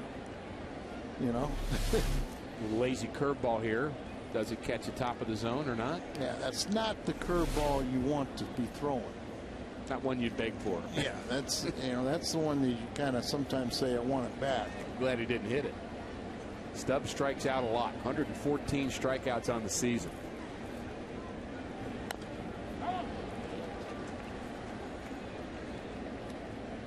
Leading the National League in strikeouts. You cannot be a leadoff hitter. No. If you lead the National League in strikeouts. But he is so intriguing with his physical skills, and he's a very good outfielder. He's one of the fastest in the game. He's got so many attributes. But right now he's kind of in a doldrums. He had 22 home runs a year ago. and 30 steals. Hernandez the runner at first. 2-2 to Drew Stubbs. Is a line drive base hit to right. 2 runners aboard now for Cincinnati. Edgar Renteria will bat.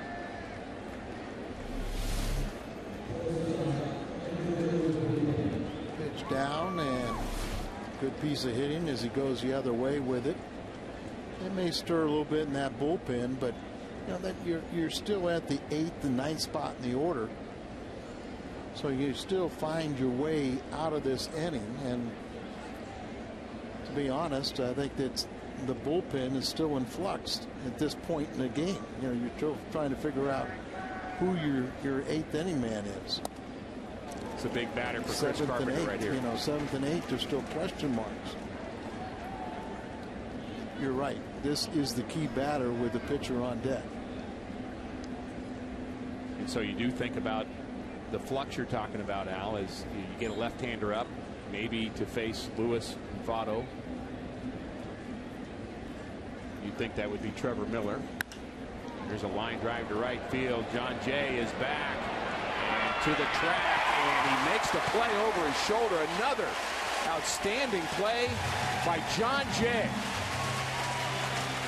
That was not an easy play for the Cardinal right fielder. He was playing shallow, and 2 very big defensive plays. Not only that, Jay, too, but coming off the bat of a right-hander, that ball's going to kind of slice back to him. So now you can see him drifting back away, but had the sunglasses, was able to look it to the side, so he wasn't looking right up into the sun. And now with 2 outs, they will let Cueto hit for himself. They did have a reliever just get up just in case. And seeing that catch by Jay doesn't do it justice for how far he had to go to make that. Correct. But he was very much under control. Sure was.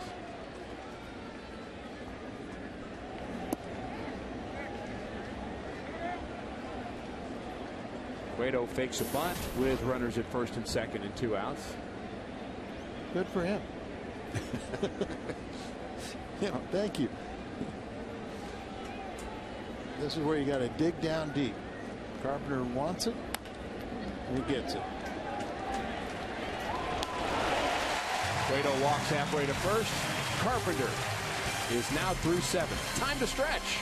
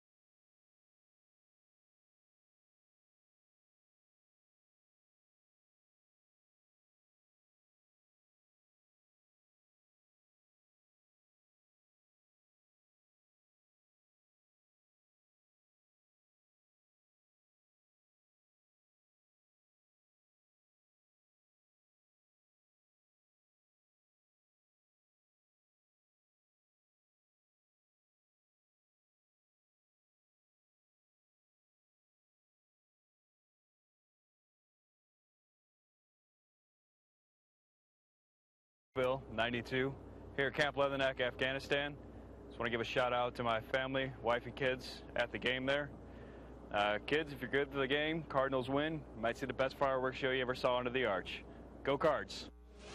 We appreciate your service, Master Sergeant.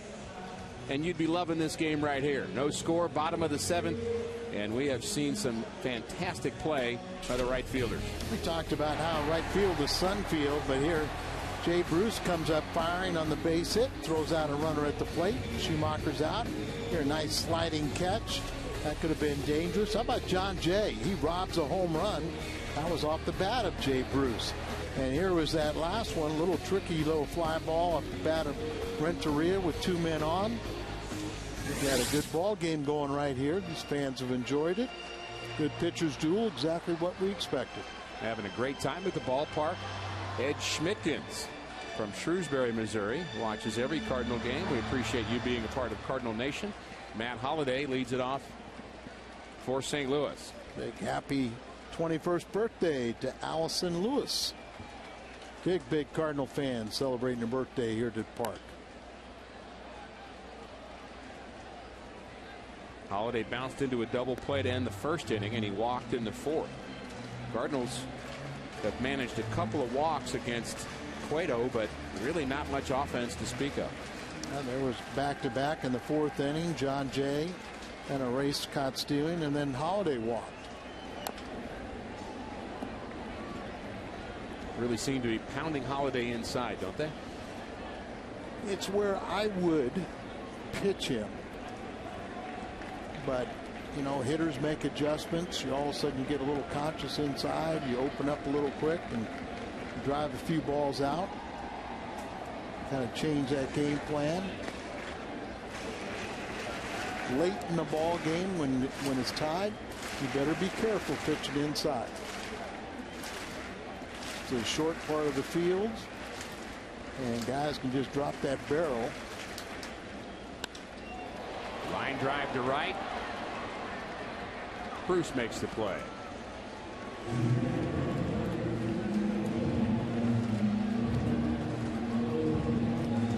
Very well played game. Game 1 of a 7-game homestand for the Redbirds. You mentioned, Al, that Arizona will be here for 4 games, and the Cardinals will have their break, head to Cincinnati. Cardinals, not counting this game, will have 8 games left with the Reds, 12 against Milwaukee, 13 with the Pirates. So a heavy Central Division schedule in the second half. We talked in the pregame show about how good the Reds have been in the division, 24-14, plus 10. Right. Cardinals are plus 3. You have to get a little better at that. But, you know, as you said, you know, the Pirates have been a real surprise. And I know we're both happy for Clint Hurdle that he's got that team charging. But you would think late in the season, you know, can they sustain it? You know, because they just probably don't have the, you know, the core. They certainly can't afford an injury. Right. They, you know, they start losing a key player here or there. They can't overcome that, but they have had a remarkable season to this point. 2-1 pitch to Lance Berkman is on its way. Curveball misses just low and away. 3-1. Good hitting count here. The Pirates did win their 44th game this afternoon. At the very least, Al, I'd like them to finish with a winning record. Yeah, I think they will. I mean, what is it, 18 consecutive years? They've North American sports record that they've lost 18 consecutive seasons. Berkman works a 1-out walk. Very similar to Tampa Bay when he walked on a close pitch. Yeah, a lot of action there in Tampa Bay. Sure did, didn't you? Nobody hit a home run and seeing everybody throwing things. I don't believe I've ever seen a pitcher throw his glove on the ground since the backyard days. Growing up in the sandlots. I know Dan was talking about seeing Pedro Guerrero throwing his glove in the left field when Jack Clark hit the home run. Now that was humorous, but not a pitcher. And then he spiked the ball too. Rally cap. That young man gets the game of baseball. He's got his rally cap working.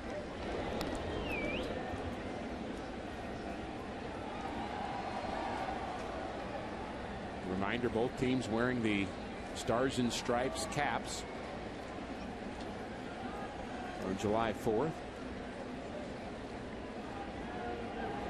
You can actually get those hats at all the team stores throughout baseball. Actually, the Toronto Blue Jays are wearing the Maple Leafs on their hat. And all the money from the sale of those caps goes to help out our military personnel.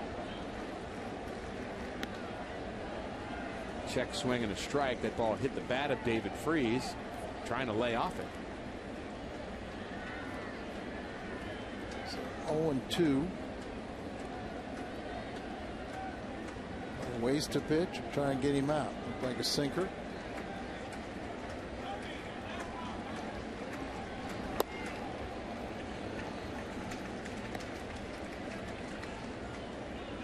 Cueto still looking for his first strikeout. You think that sinker down and in, he's looking for the ground ball. You know, when you're, he's only 25, but when you're young, you want strikeouts. You get a little smarter. You go, I have to throw at least 3 pitches for a strikeout. Usually it's 5. Why not try to retire people on 1 or 2 pitches? Another sinker, trying to get that ground ball, trying to get out of it with a double play. Good pitch. Like I said, he's only allowed 5 home runs, so he's consistently keeping the ball on the ground. As good as the pitching has been here today, we expect another good performance tomorrow from Jaime Garcia and Edinson Volquez, 2 very good pitchers. There's the ground ball he wanted for 6 and 3. Johnny Cueto getting the job done here in St. Louis.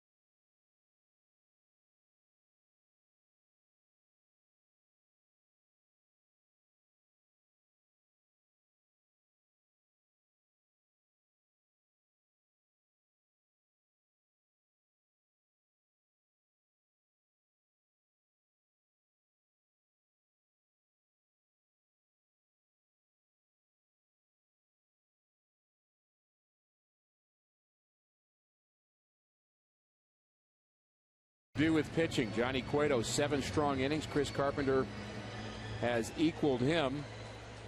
The Reds have left 6 runners on base. The Cardinals just 2, and part of that is the 3 double plays that have been turned by Cincinnati, one of the best defenses in the National League, and Chris Carpenter back out for the 8th. Cardinals have hit into 94 double plays. Conversely, 50 for the Reds. Sharp curveball, strike 1 to Fred Lewis. Lewis, former Giant, former Blue Jay, 0 for 3. He lined back to Carpenter to start this game off, and he hit a bullet. Carpenter made a nice play, and really that's the hardest ball hit. I guess you'd say the Jay Bruce fly ball to right was hit pretty hard, but that was a bullet off the bat of I might go Fred with Lewis's. Yeah. One of those you wonder if he even saw it. He just reacted to it and caught it. Well, it wasn't the start he wanted, really, but he has been just outstanding here today. 1 walk, 3 strikeouts. Ball hit down the left field line, and a nice play by Matt Holliday. Good jump there by Holliday.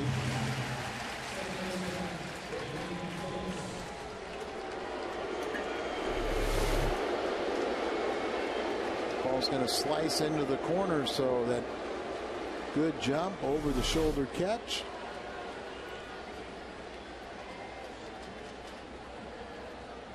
How efficient he has gotten after that first inning, which a lot of starters, you know, they kind of, especially when you're gearing in your mind that you're going to go deeper into a ball game, you kind of, you know, you get ready, but you leave something in the tank to go deep, and had to work in the first inning.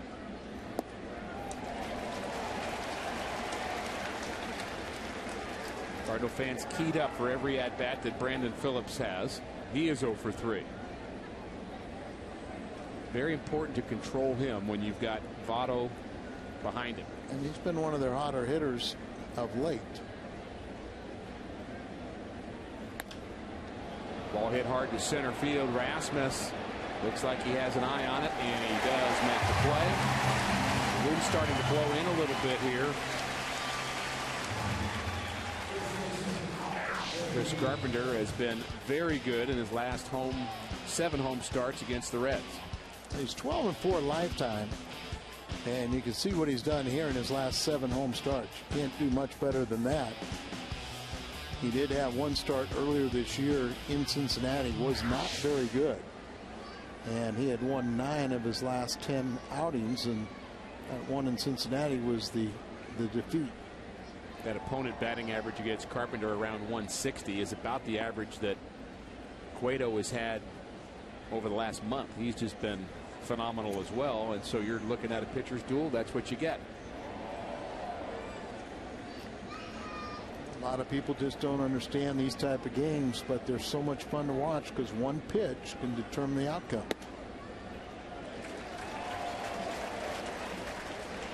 Temperatures have definitely cooled a bit.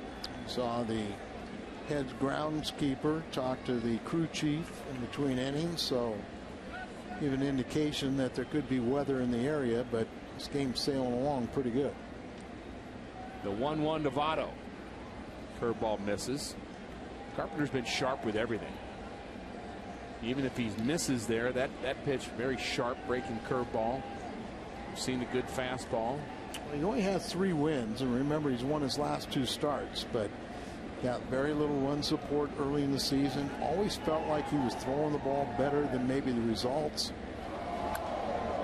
He gave up a lot of hits, but they weren't really hard hit balls. They're kind of chinks, flares, quails.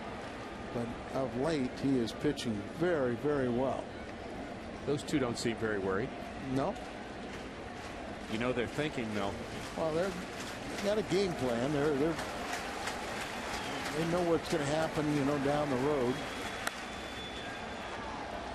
But right now, they're just like to see what he's doing and just throwing strikes, attacking the strike zone. Down the road may be the bottom of the 8th inning as Carpenter is set to bat 4th. 113 pitches now. My guess is this is his last inning. Well, it's hopefully you get into a situation where you're forced to make that decision because of a scoring opportunity. Importantly, let's give him a lead before he gets to the 4th spot. Got to get Votto out first. The 2-2 pitch to Votto. Good check pitch. Swing, fouled it off. And as Holiday has been pounded in, so has Joey Votto.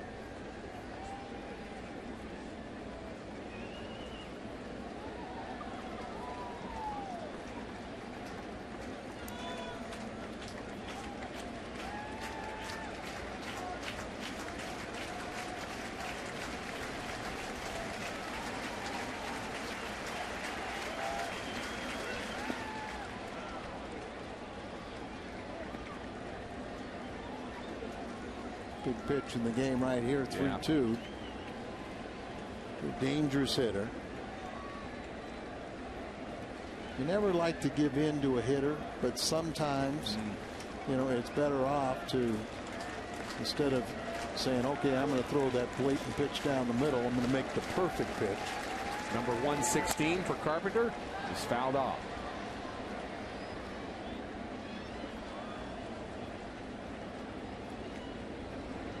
Want to put somebody on late in the ball game, but by the same token, sometimes it's better to start out with a fresh count with a Knicks hitter rather than a guy that's seen a lot of your pitches. and the reigning MVP. Reigning MVP, all-star. He's 2 for 3. Clutch hitter. The 3-2 pitch. Ground ball up the middle, and it's a base hit. Still, but that was a good pitch. You know, you made him hit his way on. It's only a single. Still attacking. Caught a little bit more of the plate, but still, I mean, it's just well placed back up the middle, and his 3rd hit. He started out fresh against Scott Rowland. So often late in the ball game, psychologically, you know, when you walk somebody, you kind of tell the other team that you're waiting to be beaten. So always make them hit their way on.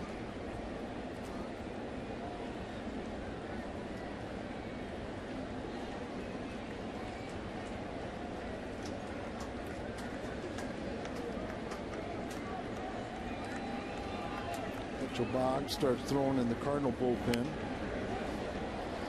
Strike 1 to Rowland.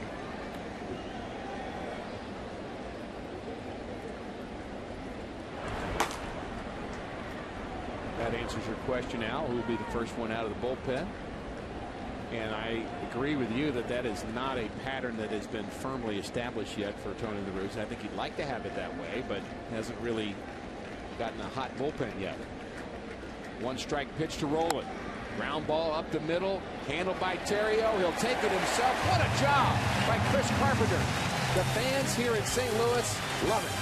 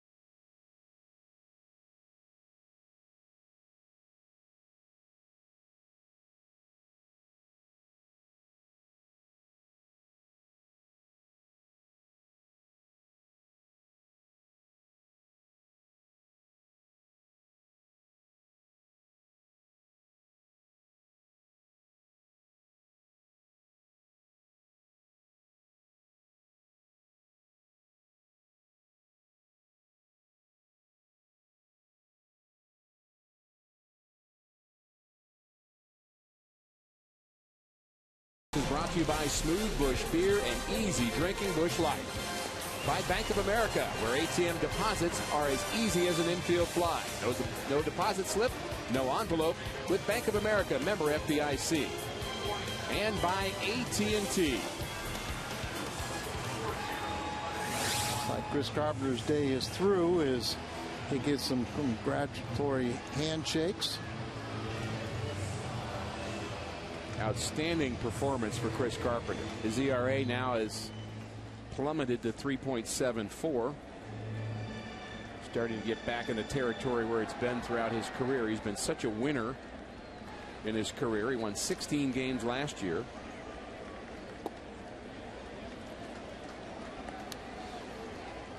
And we have a wonderful crowd here this afternoon. 40,551 have paid to see Chris Carpenter throw a gem. Now let's let him get the victory. There's activity. It's like Salas. Salas warming up, but big swing by Rasmus. Carpenter did his job. The offense has got to help out. They only have 4 hits, a couple walks. To get into 3 double plays, they need to get on the scoreboard. Rasmus has hit home runs recently. How about another one? I'll take a base hit. That ball hit very hard by Kobe Rasmus. Leadoff hit for the Redbirds. This copyrighted telecast is presented by the authority of the St. Louis Cardinals and may not be reproduced or retransmitted in any form. And the accounts and descriptions of this game may not be disseminated without the express written consent of the St. Louis Cardinals. Albert doing a little cheerleading. How about pinch hitting? You know, if he would, he could. If he could, he would. But I don't know that he'd want to pinch hit for Yadi, though. Great respect for his friend Yadier Molina. Good hit and run man. Rasmus, good speed at first. Cardinals need to try to find a way to get a run across here. Last time this combination hit into a double play. Showing bunt. And it's foul ball according to the home plate umpire. Joey Votto first tried to catch the ball, then he tried to keep it fair. He was thinking that he might have a chance to get the runner at second. So he came in there and the bunt was very hard, almost pushed it by him. And that's a pretty close play right there that they rule a foul ball. And it looks still pretty close. Would have been a successful bunt. Yes. Rasmus had a great jump off of first base. Will Yadi be bunting again? He is. And this time he pops it up foul.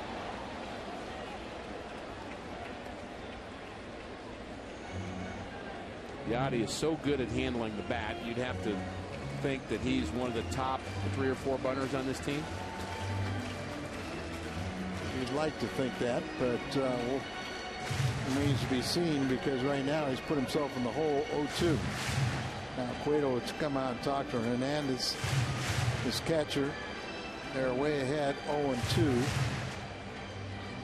Many times, you know, you'll continue to bunt, but we've seen Tony sometimes be pretty creative. Scott Rowland has moved back at third. Well, really, the pitcher, if the pitcher believes he's bunting, he's going to want to throw one pitch. If he doesn't think he's bunting, he's going to want to throw a different pitch. Right.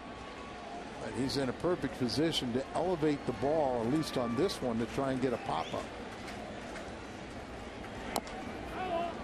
Ball fouled off the left leg of Yadier Molina. I don't know if that caught him in the ankle or the shin. He's limping around.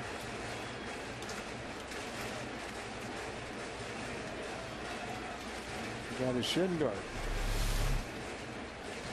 That front leg up, puts it back down, and right around the ankle. As if catching isn't hard enough. Quickest way to the big leagues, but also you've got to be tough. Quickest way to the training room, too. Cardinals trying to score here in the 8th inning, trying to make a winner out of Chris Carpenter, who is outstanding here today. 6 Reds hits through 8 innings. The Reds have stranded 7, the Cardinals just 2. Very calmly doing some manicuring. But inside, I think he's hoping for a run. Sure. I mean, just thing is now out of your control.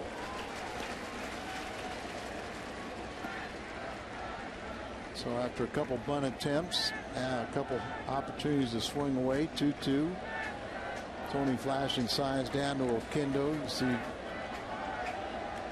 Kobe checking with Dave McKay. Make sure they're all on the same page.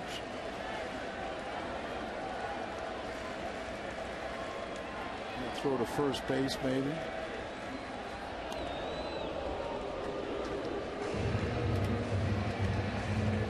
Yadi gets back into this count, you start thinking about the potential for a hit and run. Correct. There's the defense. Very good defense of the Cincinnati Reds. 1-2 to Yadier Molina. And he's bunting this time and gets it down. Volquez fields it, and he bobbles it and throws to first and gets Yadi. Nice job by Molina.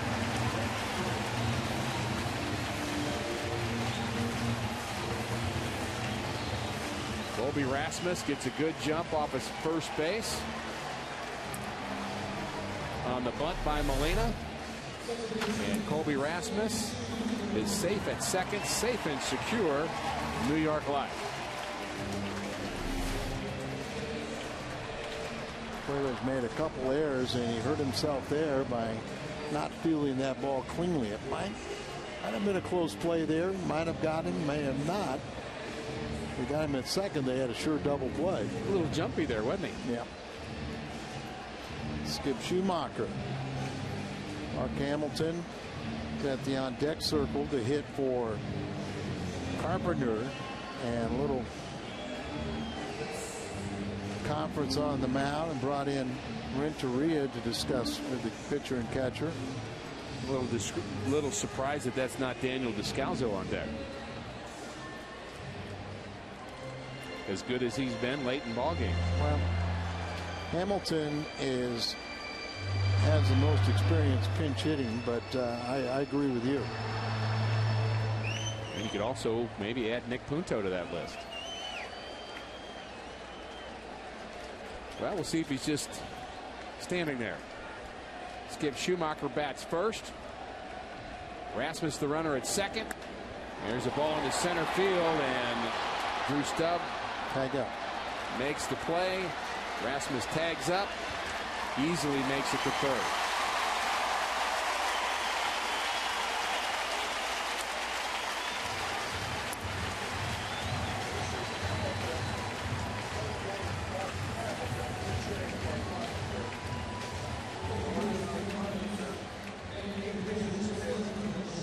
Price, the pitching coach, now out to talk with Cueto as Mark Hamilton.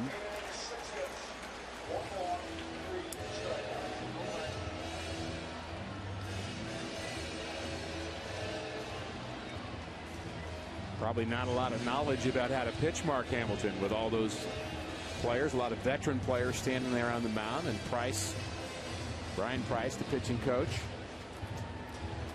Hamilton telling him everything he knows. Hit an opposite field double yesterday, his third extra base hit of the season. He's been up and down 3 times. His third time he broke a 0 for 18. Still trying to catch on here at the big league level, but great numbers at minor leagues this year at AAA. 385, 2 home runs, 22 RBIs in 27 games, but it's a team leader with 25 pinch hit at bats, 5 for 25, and overall 182. Being treated by a beautiful rainbow.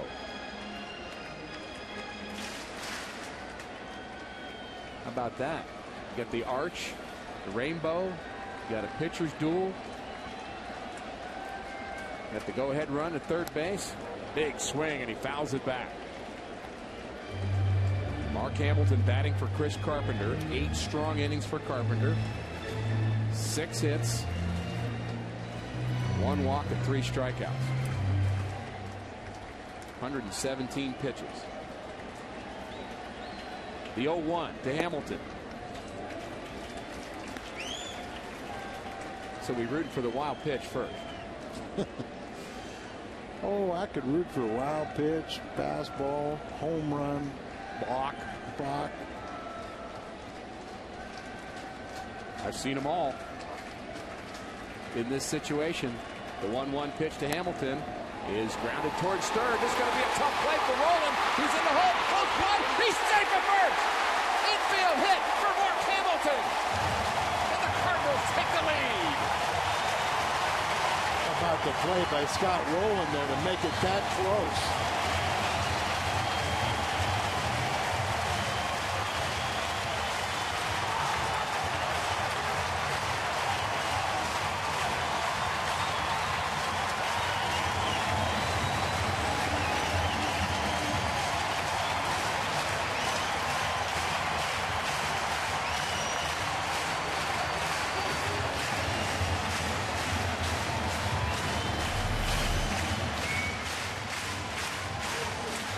Clearly safe at first base. You don't see a big man often go ahead first.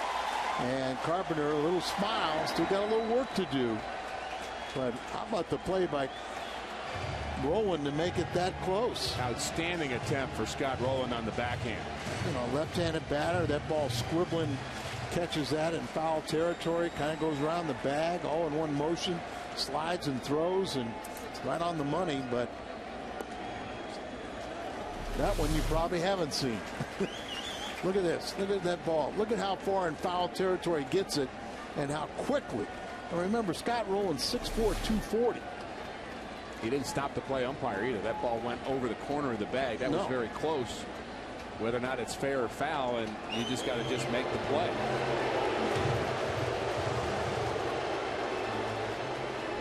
Cardinals have been waiting to get to Cueto. Here's the reaction.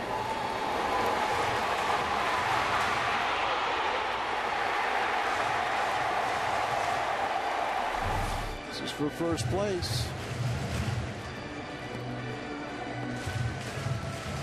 Andrusic warming up.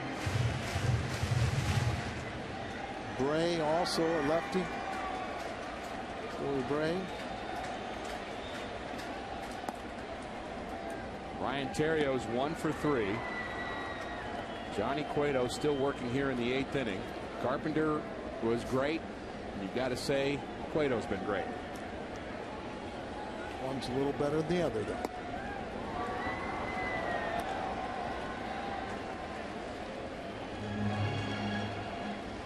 Forget the sacrifice. Molina got him to second. Schumacher got him to third. And Mark Hamilton drove in Colby Rasmus, who led this inning off with a base hit. He was actually down in the count, 2 out, 1 and 2. And Rasmus with a good at-bat. Now a good at-bat for Theriot. Hamilton will be running. There he goes. And it's hit on the right side. Brandon Phillips throws out Theriot. And on to the 9th inning. And Fernando Salas trying to save this game for Carpenter.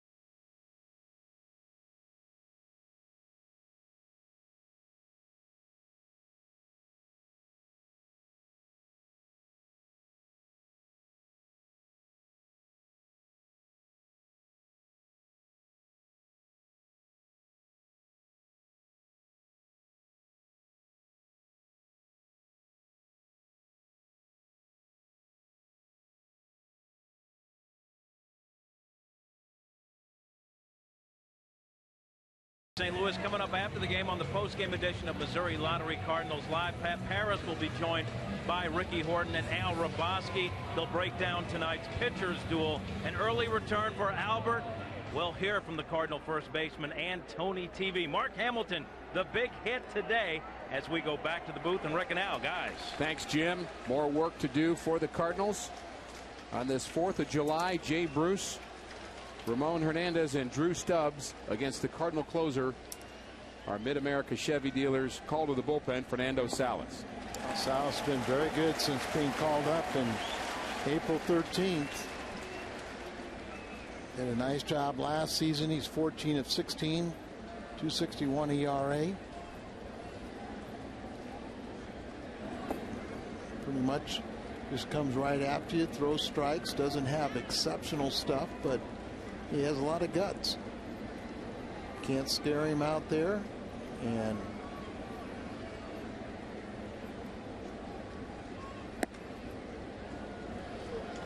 certainly been a great find for the Cardinals. You did not really expect him to be in this role, and he's really taken to it. And I think the guts of Salas is exactly what you're saying, Al. I think that is so true. Goes right at hitters, and he does it right there. 2-2 now on Jay Bruce, and this crowd is starting to sense that the end may be near. I think sometimes, managers and pitching coaches put so much pressure on a young pitcher, saying that the last inning, the 27th out, is so difficult to get that they psych people out. It's just another inning.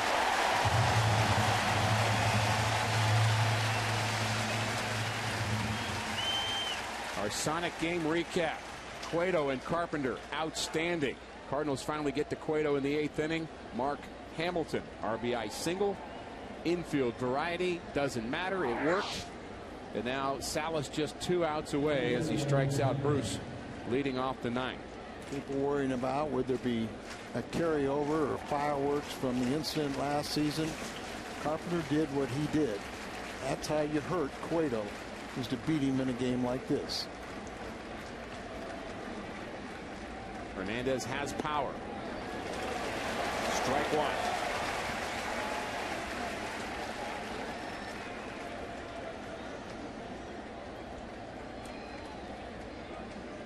Big win. Is important week, the final week before the All-Star break.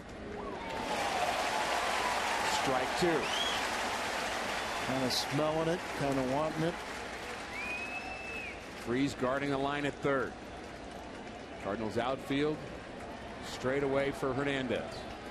Very good, well played game defensively. Good pitching both sides. One little scratch hit.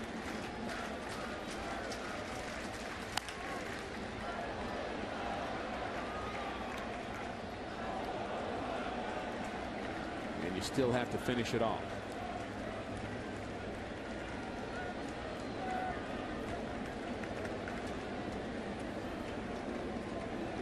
Dusty Baker and Tony La Russa have seen a lot of close ball games over the years. Dusty ended his career playing for Tony. One time Dusty told me that Tony regretted not making him a coach.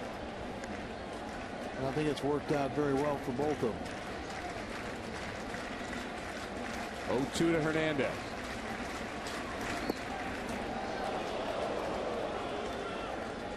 Change up there, it could have been called.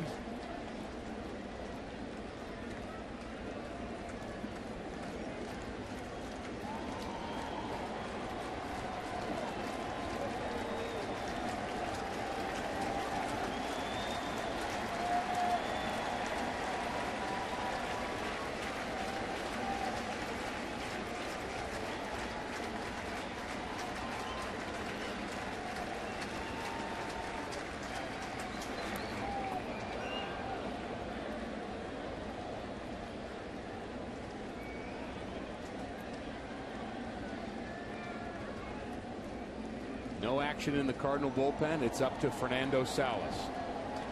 The Reds lead all of baseball with 24 come from behind victories. They're down to their final 2 outs.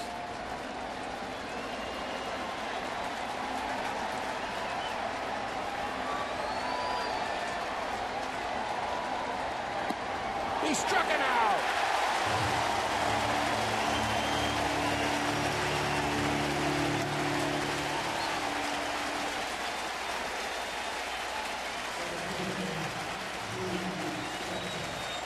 Budweiser, player of the game. 119 pitches. Chris Carpenter. Can't argue with that. Got a help from his defense. A scratch hit by Hamilton.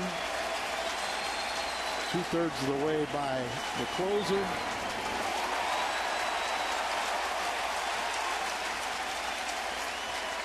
Great ball game on a great 4th of July. Celebrating our nation's birth.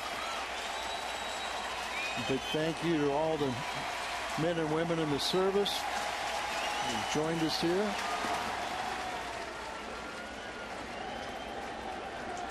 And 40,551 are on their feet.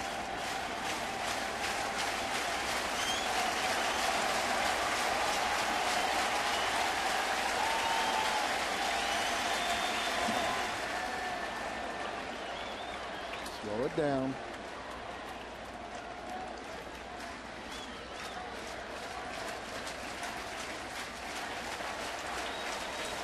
Take that little stroll, kind of regroup a little bit. Don't get too anxious.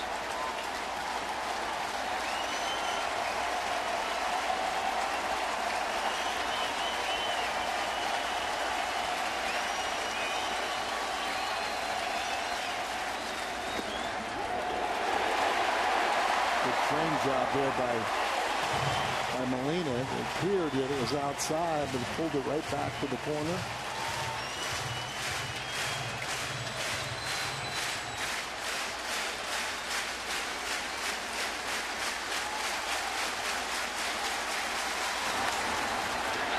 Pop to right.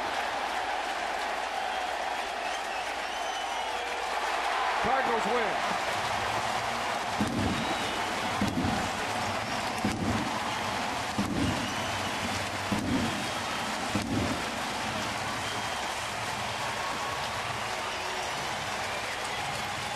Outstanding performance, Al, all the way around. Really good effort. The Cardinals had lost 2 games on the road trip, come home for a very important homestand, playing a good ball club that you have to win, the reigning Cincinnati Reds, and they take game 1-0 in dramatic fashion. Outstanding effort by the Cardinals here this afternoon. Chris Carpenter wins his 4th game of the season. He was brilliant. Scott Rowland dives, tries to throw out Mark Hamilton on the slide. That's the game-winning hit. He beats it out. The reaction of the Cardinals dugout. Mark Hamilton wins it. Post-game next.